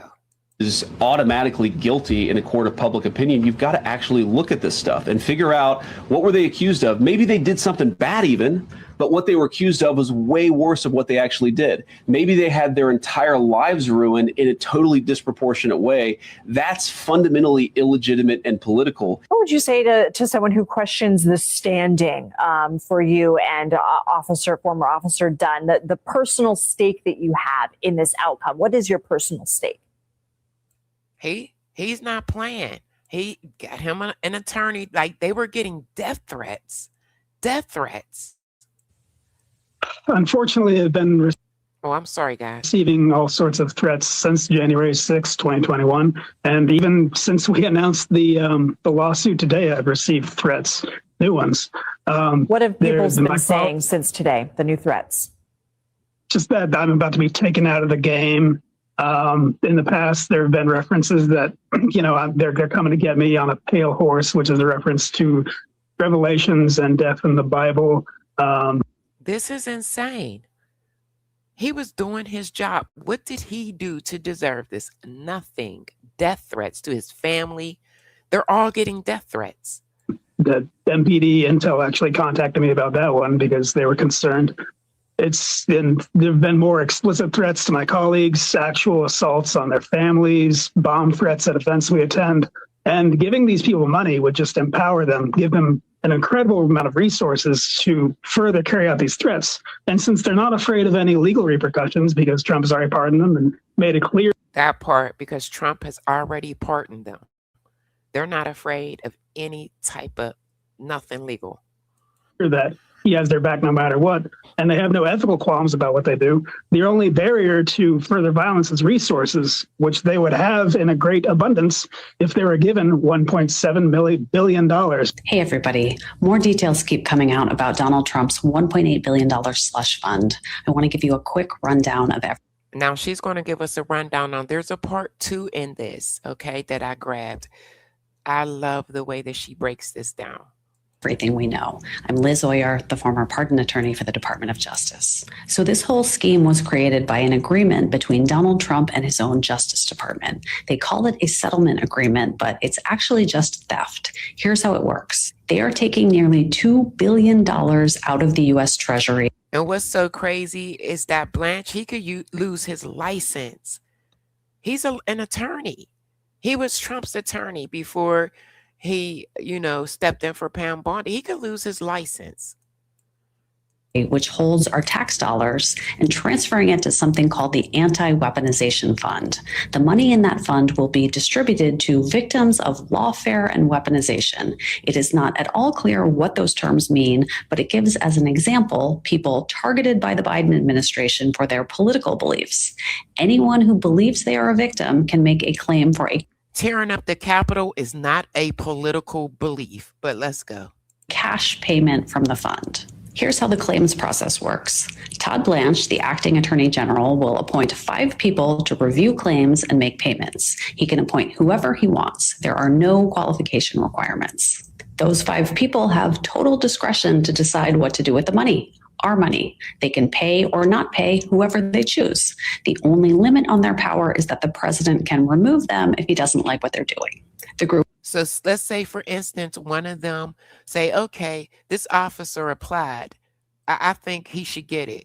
Trump can easily say denied, will operate totally in secret. They get to make their own rules, and they do not have to tell the public what the rules are. Their decisions are also secret. They do not have to tell us what they decide. They don't have to disclose who is getting paid, how much they're getting, or why.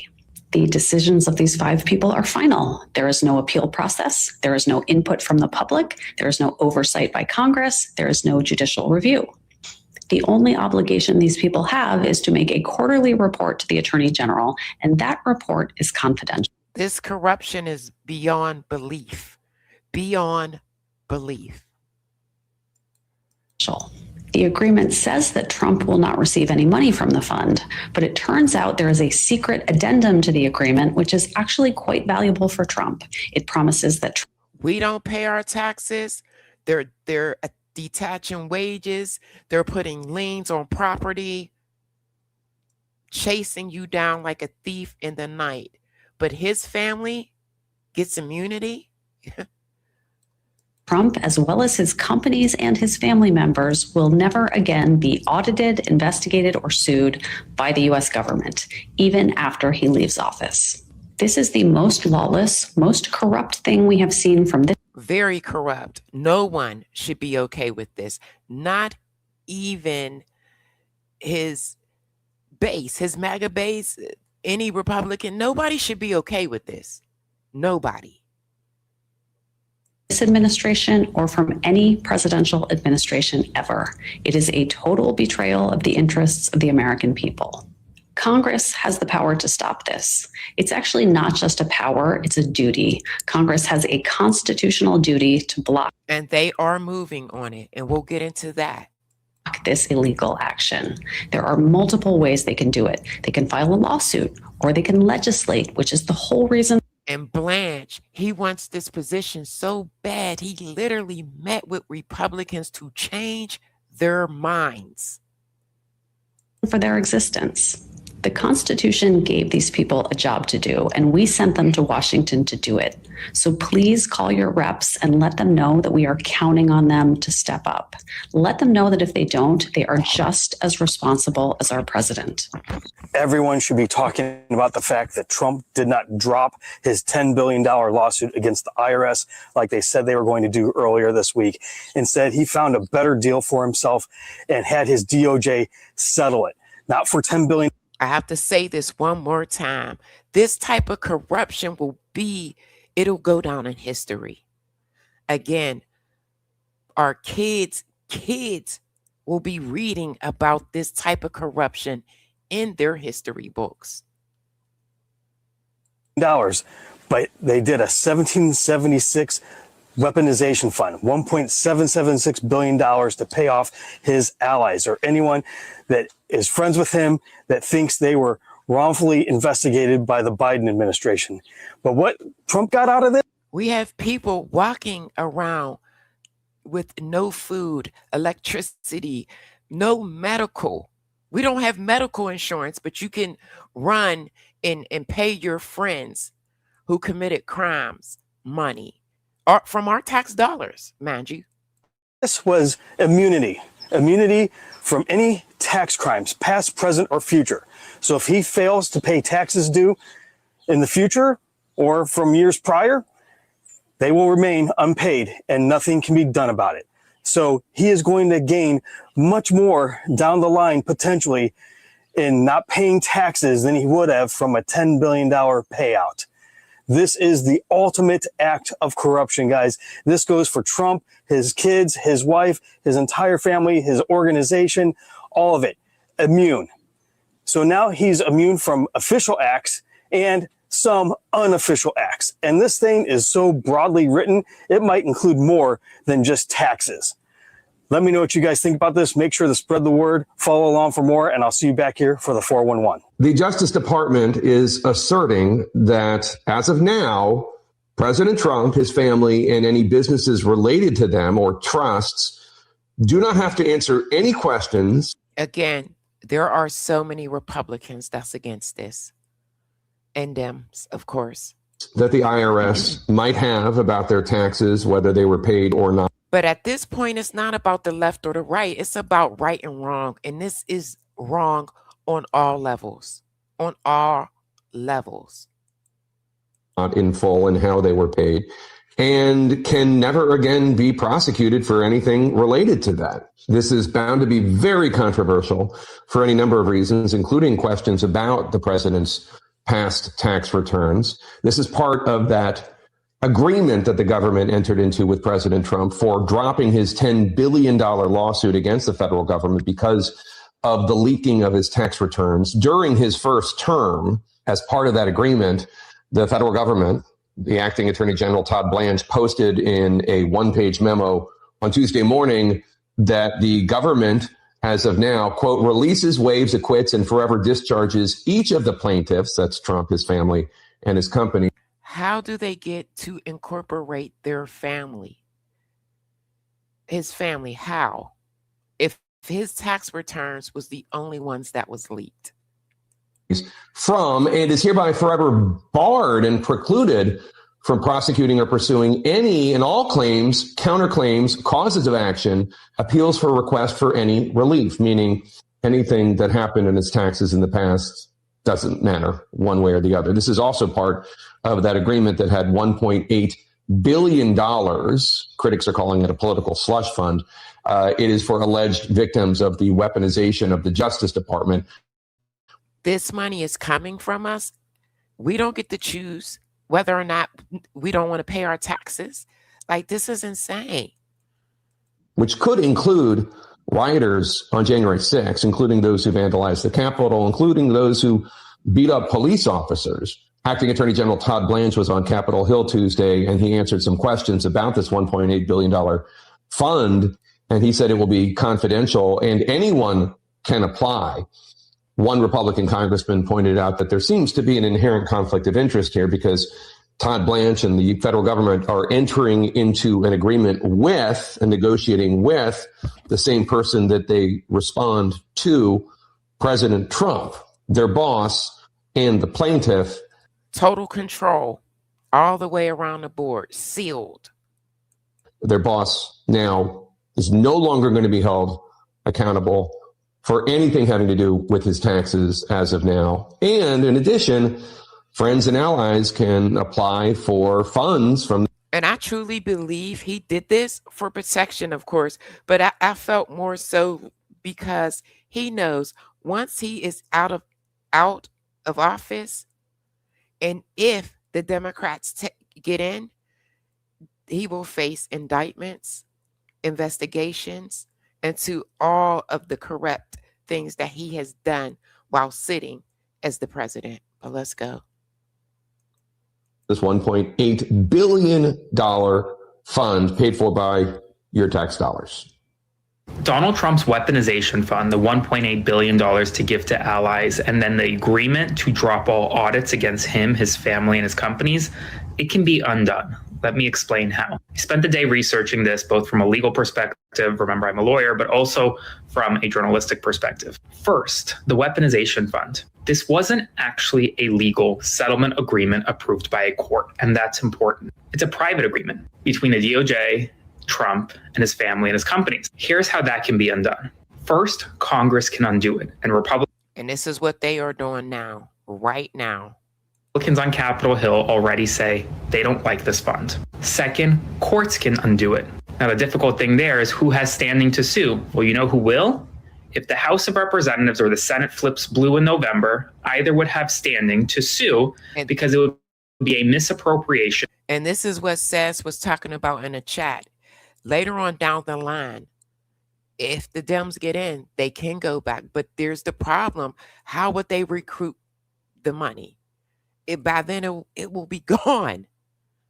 Let's go. Of funds under the Constitution. And then third, theoretically, in 2029, if you have a Democratic president and a DOJ, they can easily undo it. But the issue with that is by then, the funds may be spent. So the first two options are likely best. Now, that brings me to the audit agreement. The audit agreement is just that, an agreement.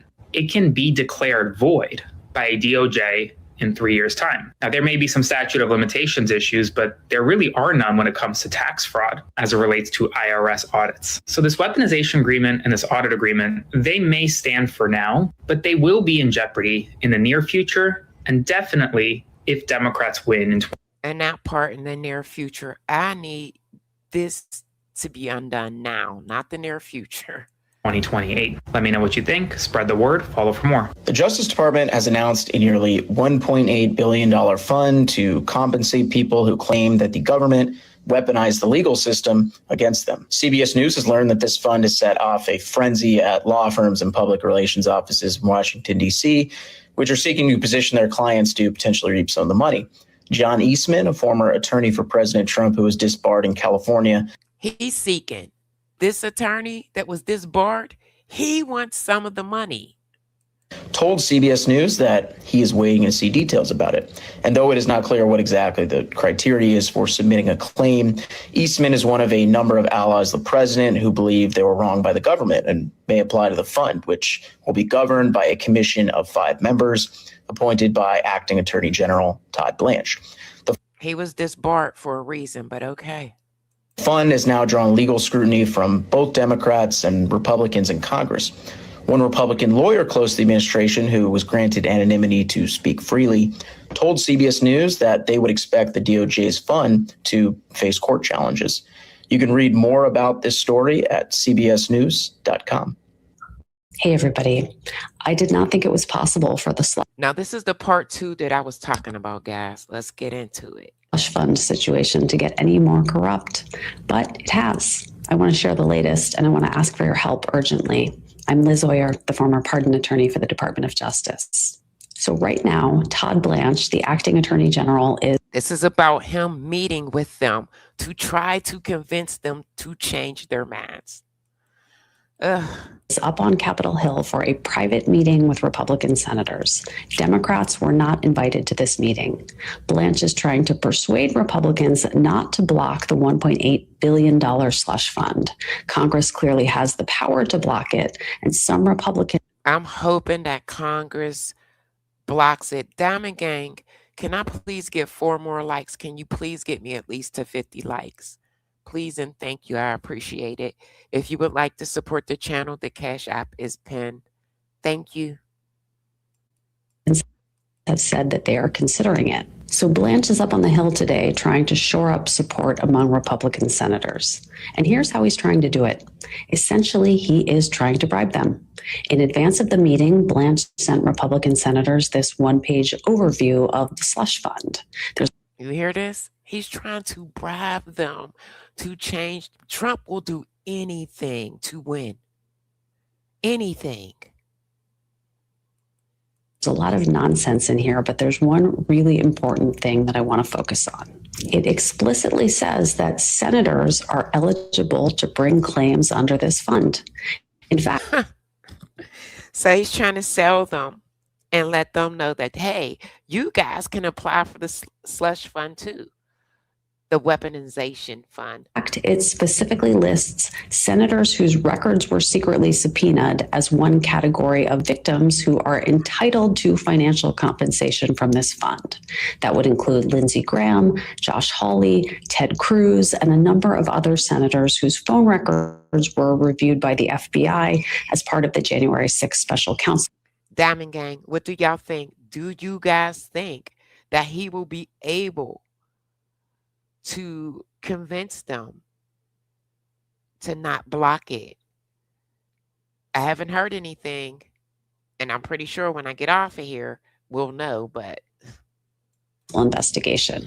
Now, the settlement documents that created the fund do not say anything about payments to members of Congress, but Blanche has decided to cut them in on the deal in exchange for their support. You don't have to connect a lot of dots to read this as a bribe. This is insane. He's brought this breaking the law again. This administration will go down in history. Blanche is letting Republicans know that if they allow the slush fund to stand, they will get paid. This is just sickening levels of corruption and collusion. If this moves forward, it would spell the collapse of the constitutional order that our country is built on. Here's what I'm asking you to do. Please spread the word widely, and then please call your senators. Tell them that if they take down this, they're being betraying their oath toward this corrupt slush fund. This is urgent for the survival of our constitutional democracy. Thanks. We have big news right now. Donald Trump's weaponization fund. So it's going bad already. Again, I'll say this again. Wait a minute. What you mean, Pam? How about all your fraud? Who's fraud? Who's fraud? How about all your fraud? Who are you talking about? Let's go. It is going bad. Is already hanging by a thread in Congress as Republicans are not just saying it privately, they're saying it publicly that this weaponization fund is not good and that they're actually going to work to stop it. Congressman Brian Fitzpatrick from Pennsylvania has already come out, issued a number of questions to the Attorney General and to the DOJ, and is saying that he's going to work to block this 1.8. And this is what I'm hoping will happen, that Congress will be able to block this fund. I don't even want a dime dispersed. $1 billion slush fund. Senator Bill Cassidy, who recently lost his re-election bid after Trump campaigned against him, also came out and said Americans are paying too much right now for groceries, for gas. $1.8 billion should go to them, not in this slush fund of sorts. I said yesterday that this fund could be undone in a future administration and theoretically could be stopped by the courts. Well, it also could be stopped by Congress. And there is a very real possibility that Congress doesn't approve this fund to go forward because remember, Congress gives out money, not the executive. So hopefully, gang, Congress will block this. I hope that they are able to block this, because waiting on, whoever gets next in office to do it, by then the money, like, how can you trace it or recoup it? We'll see what happens. Follow for more. Breaking news as Republicans have fled Washington, D.C. and have abandoned all plans to vote for the immigration bill in an act of defiance against Trump. They wanted it to be a clean, simple bill, just funding immigration. Listen, they sent them home until June. That's how crazy it got today. And instead, Trump wanted his slush fund for weaponization included, along with the $1 billion to fund his ballroom. And Republicans are saying no, they're not having anything to do with it, at least not enough of them. And the Democrats are a hard no on this. So this is moving nowhere fast. This was supposed to be a simple vote for a $72 billion fund for Trump's immigration program that he then complicated. And now it's been put on hold until sometime in June. So this in the ballroom is a no-go. So the slush fund for weaponization and the funds for the ballroom are on hold, not moving forward right now. This is just another FAFO moment for Trump after he didn't support Bill Cassidy in his bid for yeah, Bill Cassidy got him. He voted against. Okay, so let's go. Election, and now he's not supporting anything the president is putting forward. Be sure to spread the word, follow along. So that's a major win because he's a Republican. So for more, and I'll see you back here for the 411 very soon. We have breaking news right now. Complete meltdown among Senate Republicans on Capitol Hill. One Senate Republican says, quote, "Our majority is melting down," in a direct quote to Punchbowl News, as senators erupt over Donald Trump's weaponization slush fund. More than they raised hell. They gave them hell today. 24 senators spoke up and spoke out against this massive $1.8 billion weaponization fund in a private meeting with Todd Blanche, according to Punchbowl. It's gotten so bad, they're going home for Memorial Day. They were going to vote on a reconciliation package that included funding for ICE, for CBP, and for other things. They can't get a hold on their own caucus, so they're sending everyone home until at least June. Trump will not be happy about this right now at all, because everything will be on hold. So it is what it is. There's no consensus within the Senate Republican caucus. The weaponization fund is dying. The ballroom fund already dead. Now, Diamond Gang, this last part will be about Cuba, and then I'll take some comments. Just absolute stunning information. Follow for more. Washington now in the growing controversy over President Trump's $1.8 billion fund of taxpayer money that could give payouts to political allies who claim they were targeted by the Biden administration. Now a growing number of Republicans on Capitol Hill are raising objections. Here's ABC's Let's go. Let's go, Republicans. Chief White House correspondent Mary Bruce. Tonight, Senate Republicans in open revolt over President Trump's new taxpayer fund to reward allies who claim they were persecuted by the Biden Justice Department. Listen, I am so happy that they are finally stepping up and stepping out and saying no more. No more. They're tired of him. A group that could include the rioters who stormed the Capitol and attacked police officers on January 6th. These people don't deserve restitution. That whole incident was a disgrace. Why do they believe that they should get a dime? It's unbelievable. Many of them deserve to be in prison. This is just stupid on stilts. Republicans demanding answers or they won't approve more funding for the. They tired of you, Trump. Your own party. They're tired. Enough is enough. President's immigration crackdown. Today, Acting Attorney General Todd Blanche scrambled to Capitol Hill. What questions do you have for Todd Blanche about this weaponization? I just want him to explain it to us. We don't have any details. Blanche even suggesting in this fact sheet that senators could claim money from the fund themselves. But sources tell us the meeting backfired spectacularly. Some Republican senators screaming at the acting attorney general. See, this part, I grabbed this right before I came on, so I didn't get to see it. I had no idea that they were screaming at him. So I'm actually watching this in real time with you guys, and good for him. Saying the president's fund could cost them the midterms. As things went downhill, Senate Republican leader John Thune abruptly canceling the planned immigration vote, sending everyone home for a week. Y'all have a good week, guys. Republicans were already struggling to justify the president's request for $1 billion in taxpayer money for his ballroom. And that's on hold. This is ridiculous. There's no architectural. What happened to all those private donors he had for this ballroom? So now he wants to use our money, who we can barely afford gas, food, health insurance. Please. Plans. There is no environmentals. There's no engineering.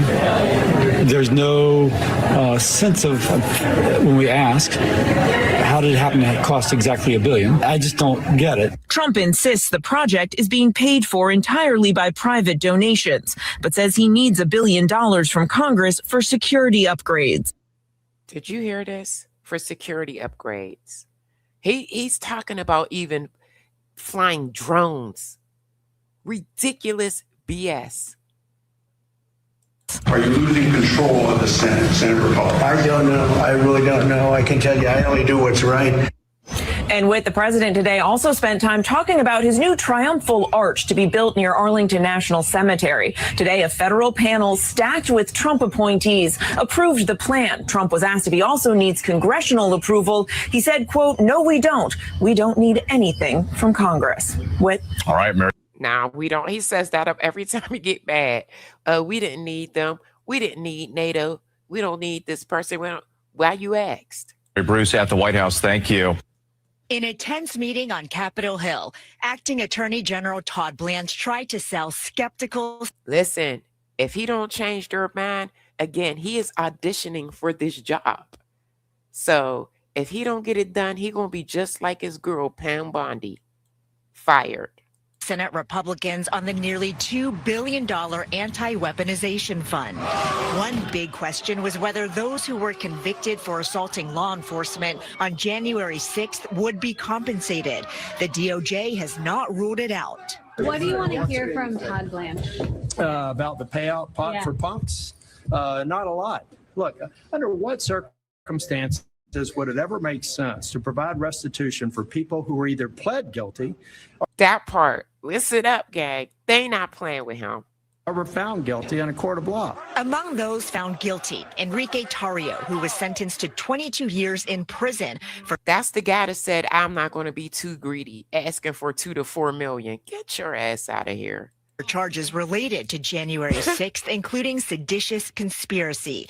The former Proud Boys leader received a pardon from President Trump and now says he plans to seek restitution. For the things that I went through and my family was put through, yeah, I think it might. This is a grown-ass man who decided to go to Capitol Hill and incite riots and destroy property and to harm law enforcement. What the hell is he talking about? He broke the damn law. As a grown-ass man, make better choices. It'd be in the He knew he had a family. Make better fucking choices. tens of millions. Metropolitan Police Department officer Daniel Hodges, whose head was pinned against a doorframe during the attack, said no one involved should receive money.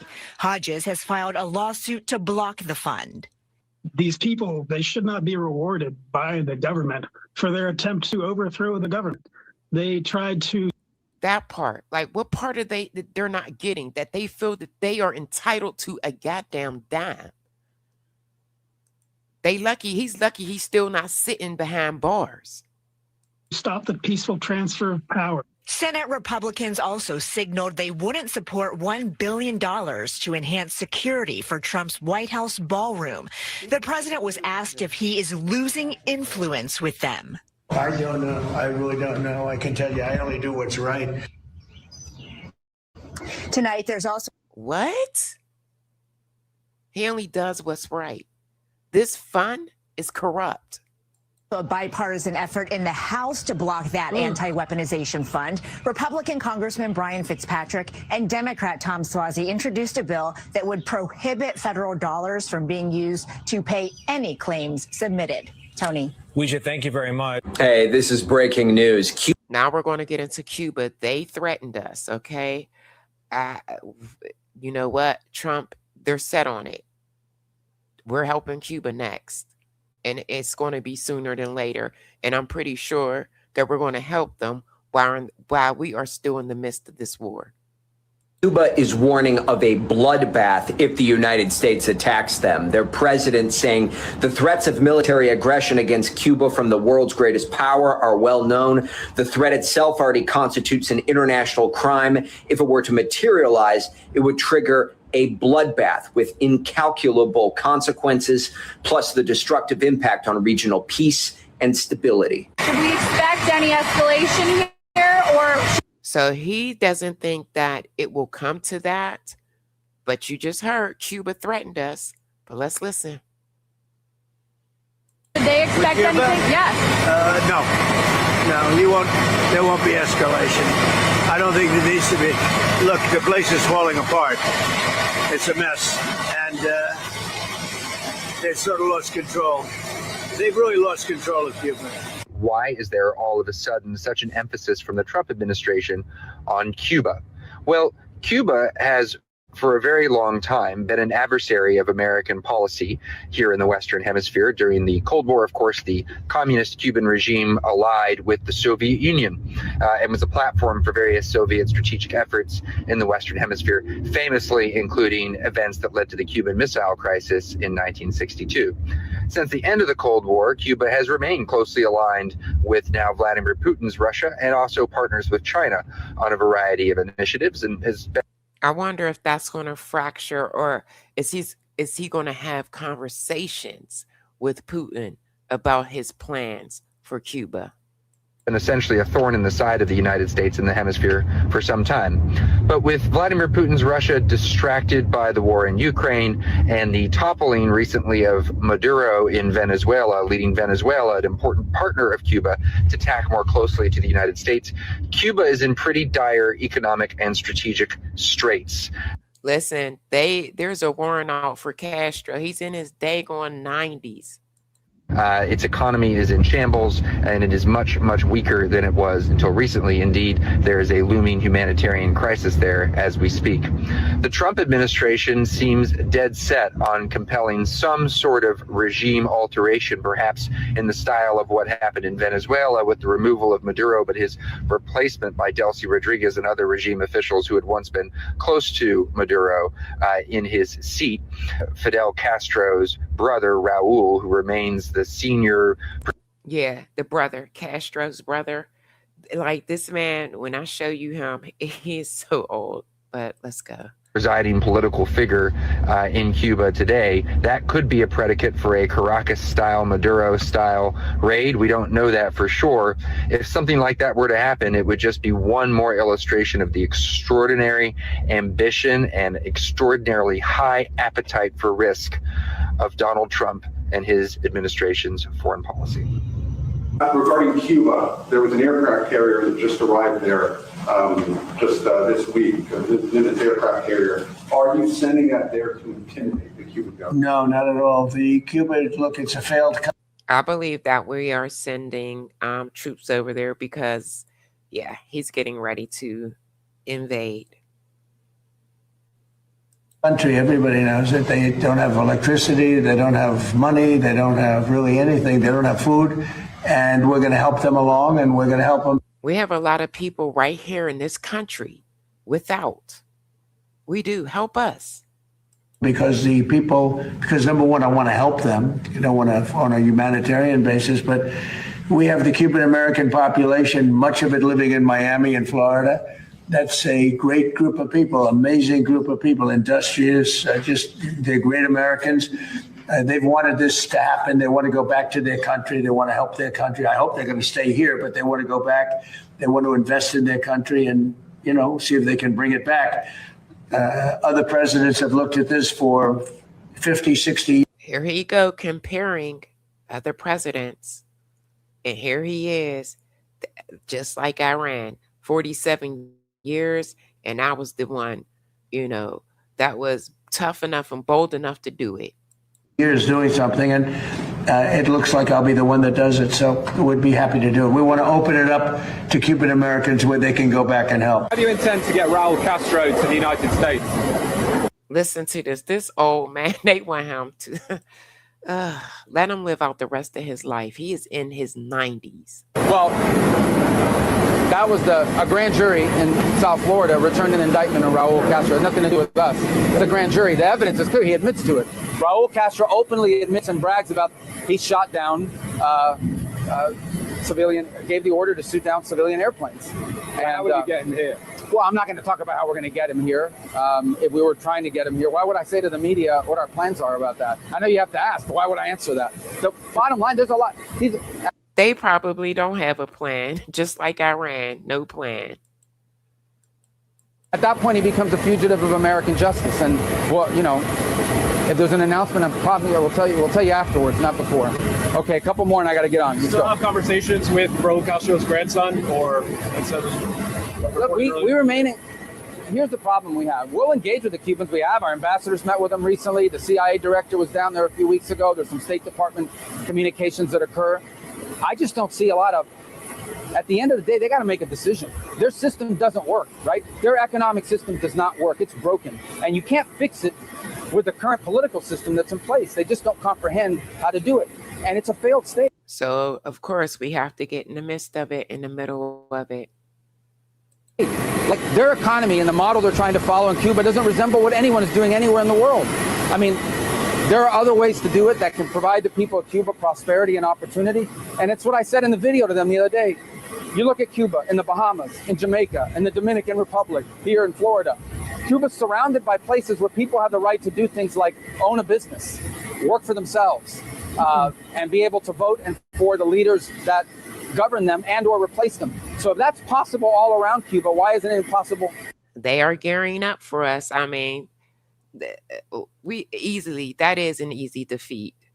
But I think that we need to sever ties and get this, whatever's going on with Iran, finished and out the way before we dip and step into something else. But who am I? Why is that not possible inside of Cuba? And right now, there just doesn't seem to be people over there in charge of the regime who are in any way open to any of those changes. And the things they talk about economically are cosmetic in nature. They're not real, because that's what they've gotten used to all these years, is just buying time and waiting us out. They're not going to be able to wait us out or buy time. We're very serious. We're very focused.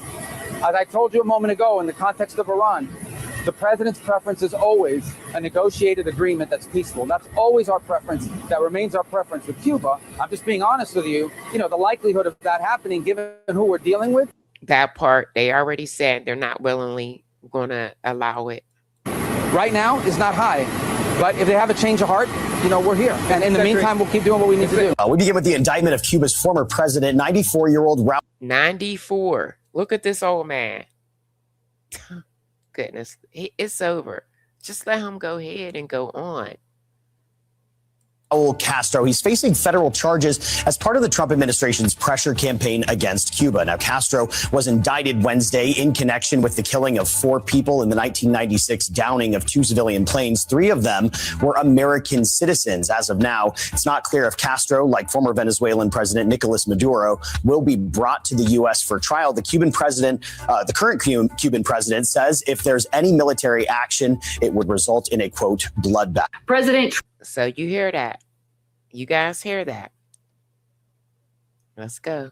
Trump has talked about a friendly takeover of Cuba, and we're trying to determine what that means. CBS News has learned that military plans were drawn up for the president at his request. U.S. intelligence is trying to game out what Havana would do if it were to be attacked, and noted that they did acquire drones. Secretary of State Rubio said 2 things qualify Cuba as a national security threat. One, its past support for armed groups in countries like Colombia. He said they're a terror sponsor. He also argued America can't tolerate a failed state 90 miles off its shore that's being run by friends of U.S. adversaries. Now, here's what we know. Havana has acquired weapons in years past from China and from Russia. Bingo. Y'all hear that? China and Russia. Last week, I brought this up and said it was rumored. There you go.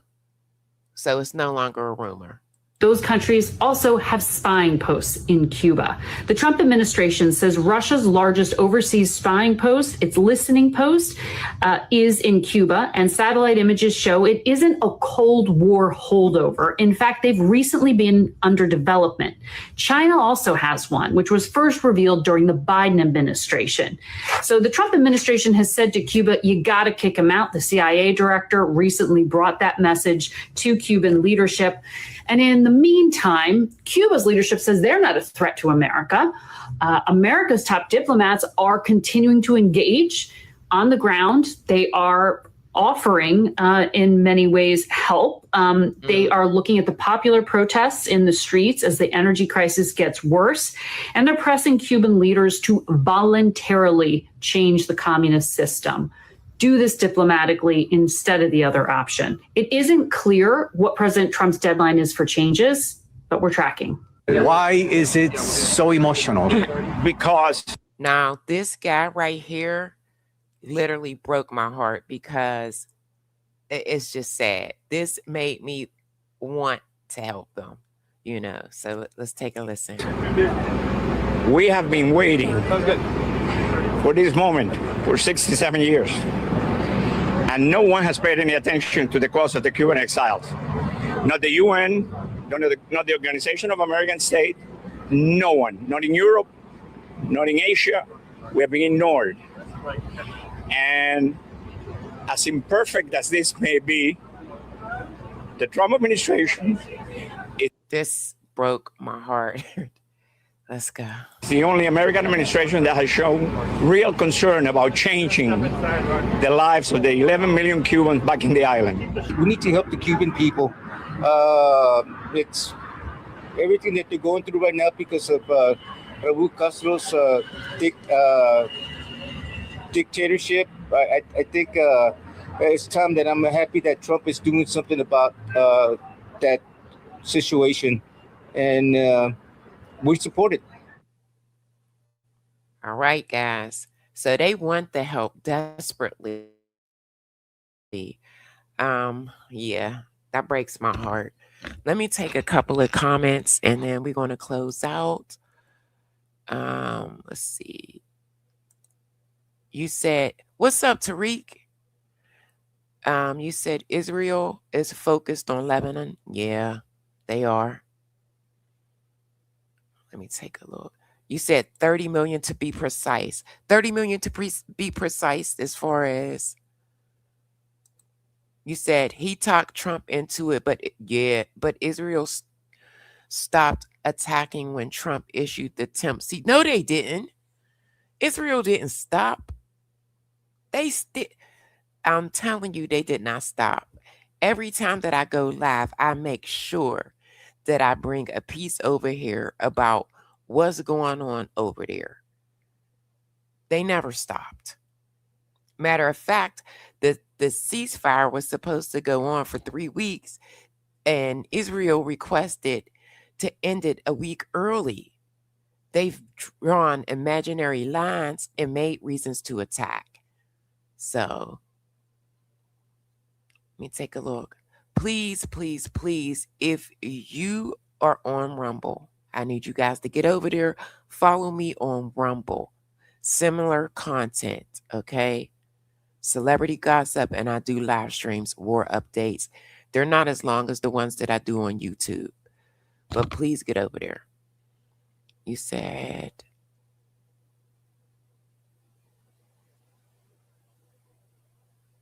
I know that's right, Richard. You said, to analyze the words of an idiot liar is an unwise use of my energy. I get it. Getting tricked out of position. Are you still in the chat? What do you mean by getting tricked out of the position?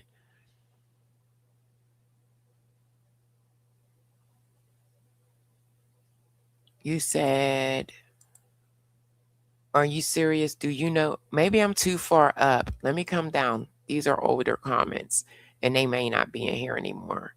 Sorry. Thank you, boo. I'm so happy you on my Rumble. Make sure you come through.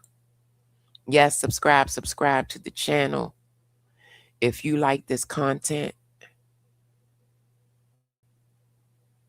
You said it broke in your heart that Miami Cuban want to take control of out of Cuba. No, it broke my heart that they were crying for help. That's what broke my heart. It is bad there. It is. Okay, let me take a look. Oh, what? I didn't know that. I don't know why I didn't know that. Marco was born here, but his family is Cuban. Rubio. Okay. Yeah, that makes sense. Yep, they still attacking. That's what I said. Somebody said they stopped. Israel never stopped. Never. Ever. They made excuses and drew imaginary lines. So, yes, please like this video. Replay gang, like this video. Again, if you like the content, please subscribe to my YouTube channel.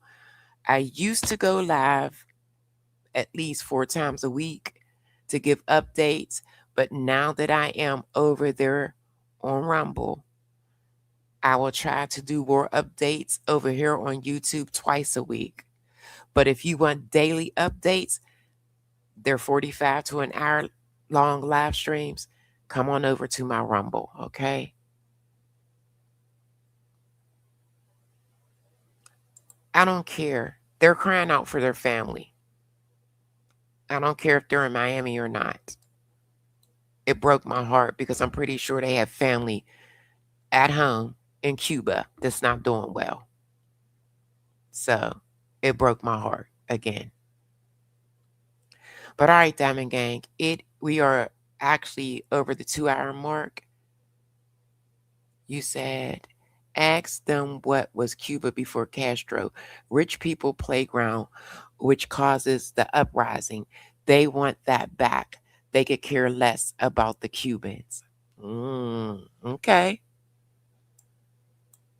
Okay.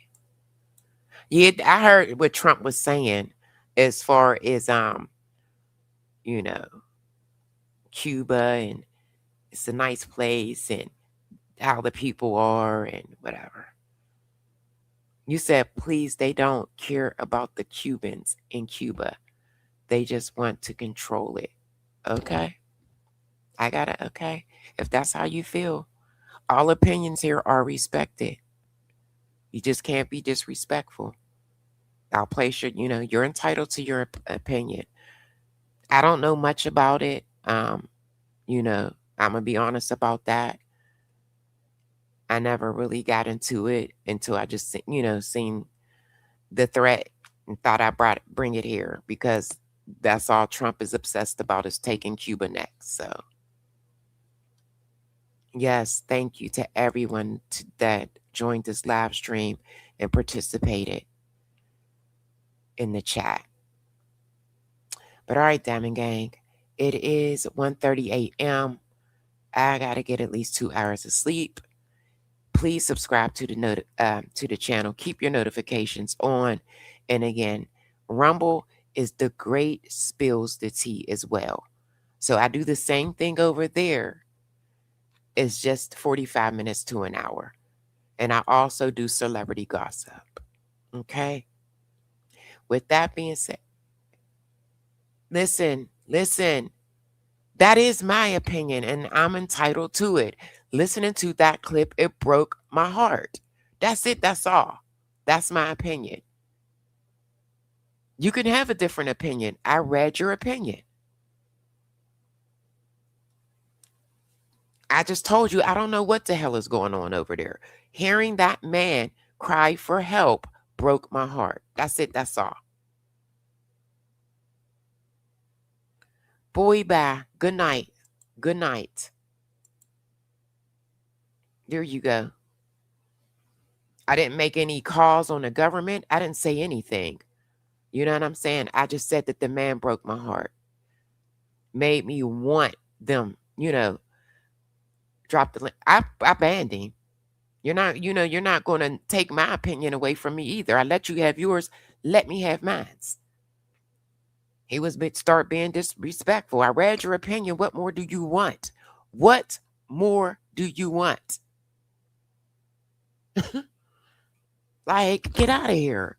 I felt bad. I do have a heart at the end of the day. I didn't make any opinions based on their government, what's going on, Castro, none of that, because I can't form an opinion on that. Because I don't know about it.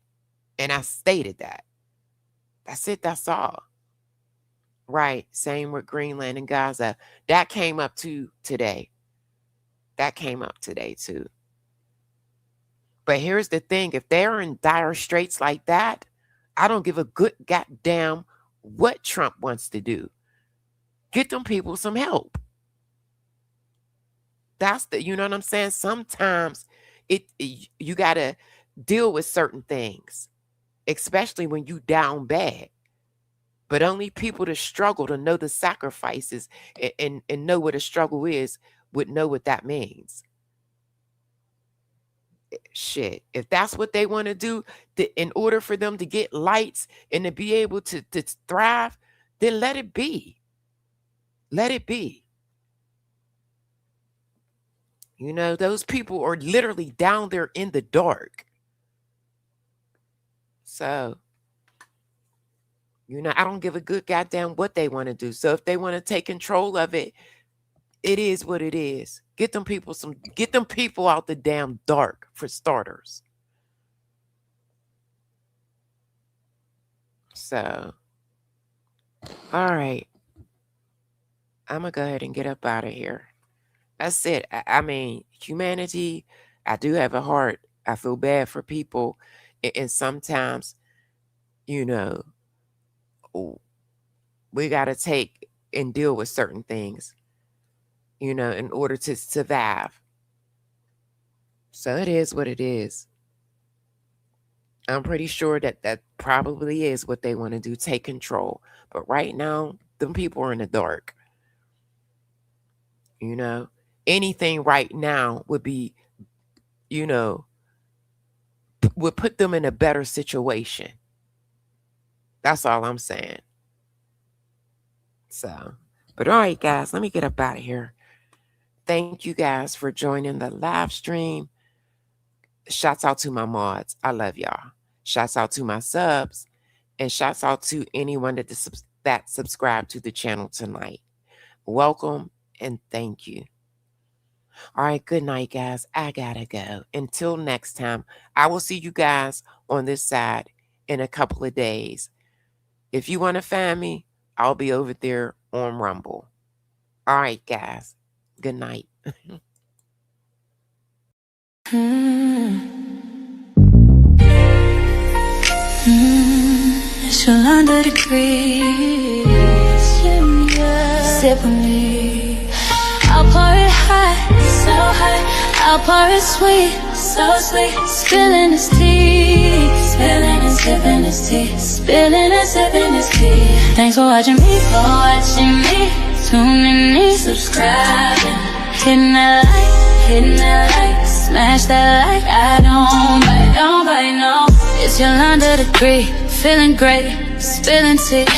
Have a seat and join me. Sip some tea, unwind with me. Let's grab a snack and talk some smack. I'm your girl, I got your back. I got the news, I got the views. I bet you can't wait, I know you can't wait to sip this tea. Sip this tea. Spilling this tea. Spilling and sipping this tea. Spilling and sipping this tea. Spilling this tea. Spilling and sipping this tea. Spilling and sipping this tea. Spilling and sipping this tea. Spilling and sipping this tea. Thanks for watching me, tuning in, subscribing, hitting that like, smash that like. I don't bite, no.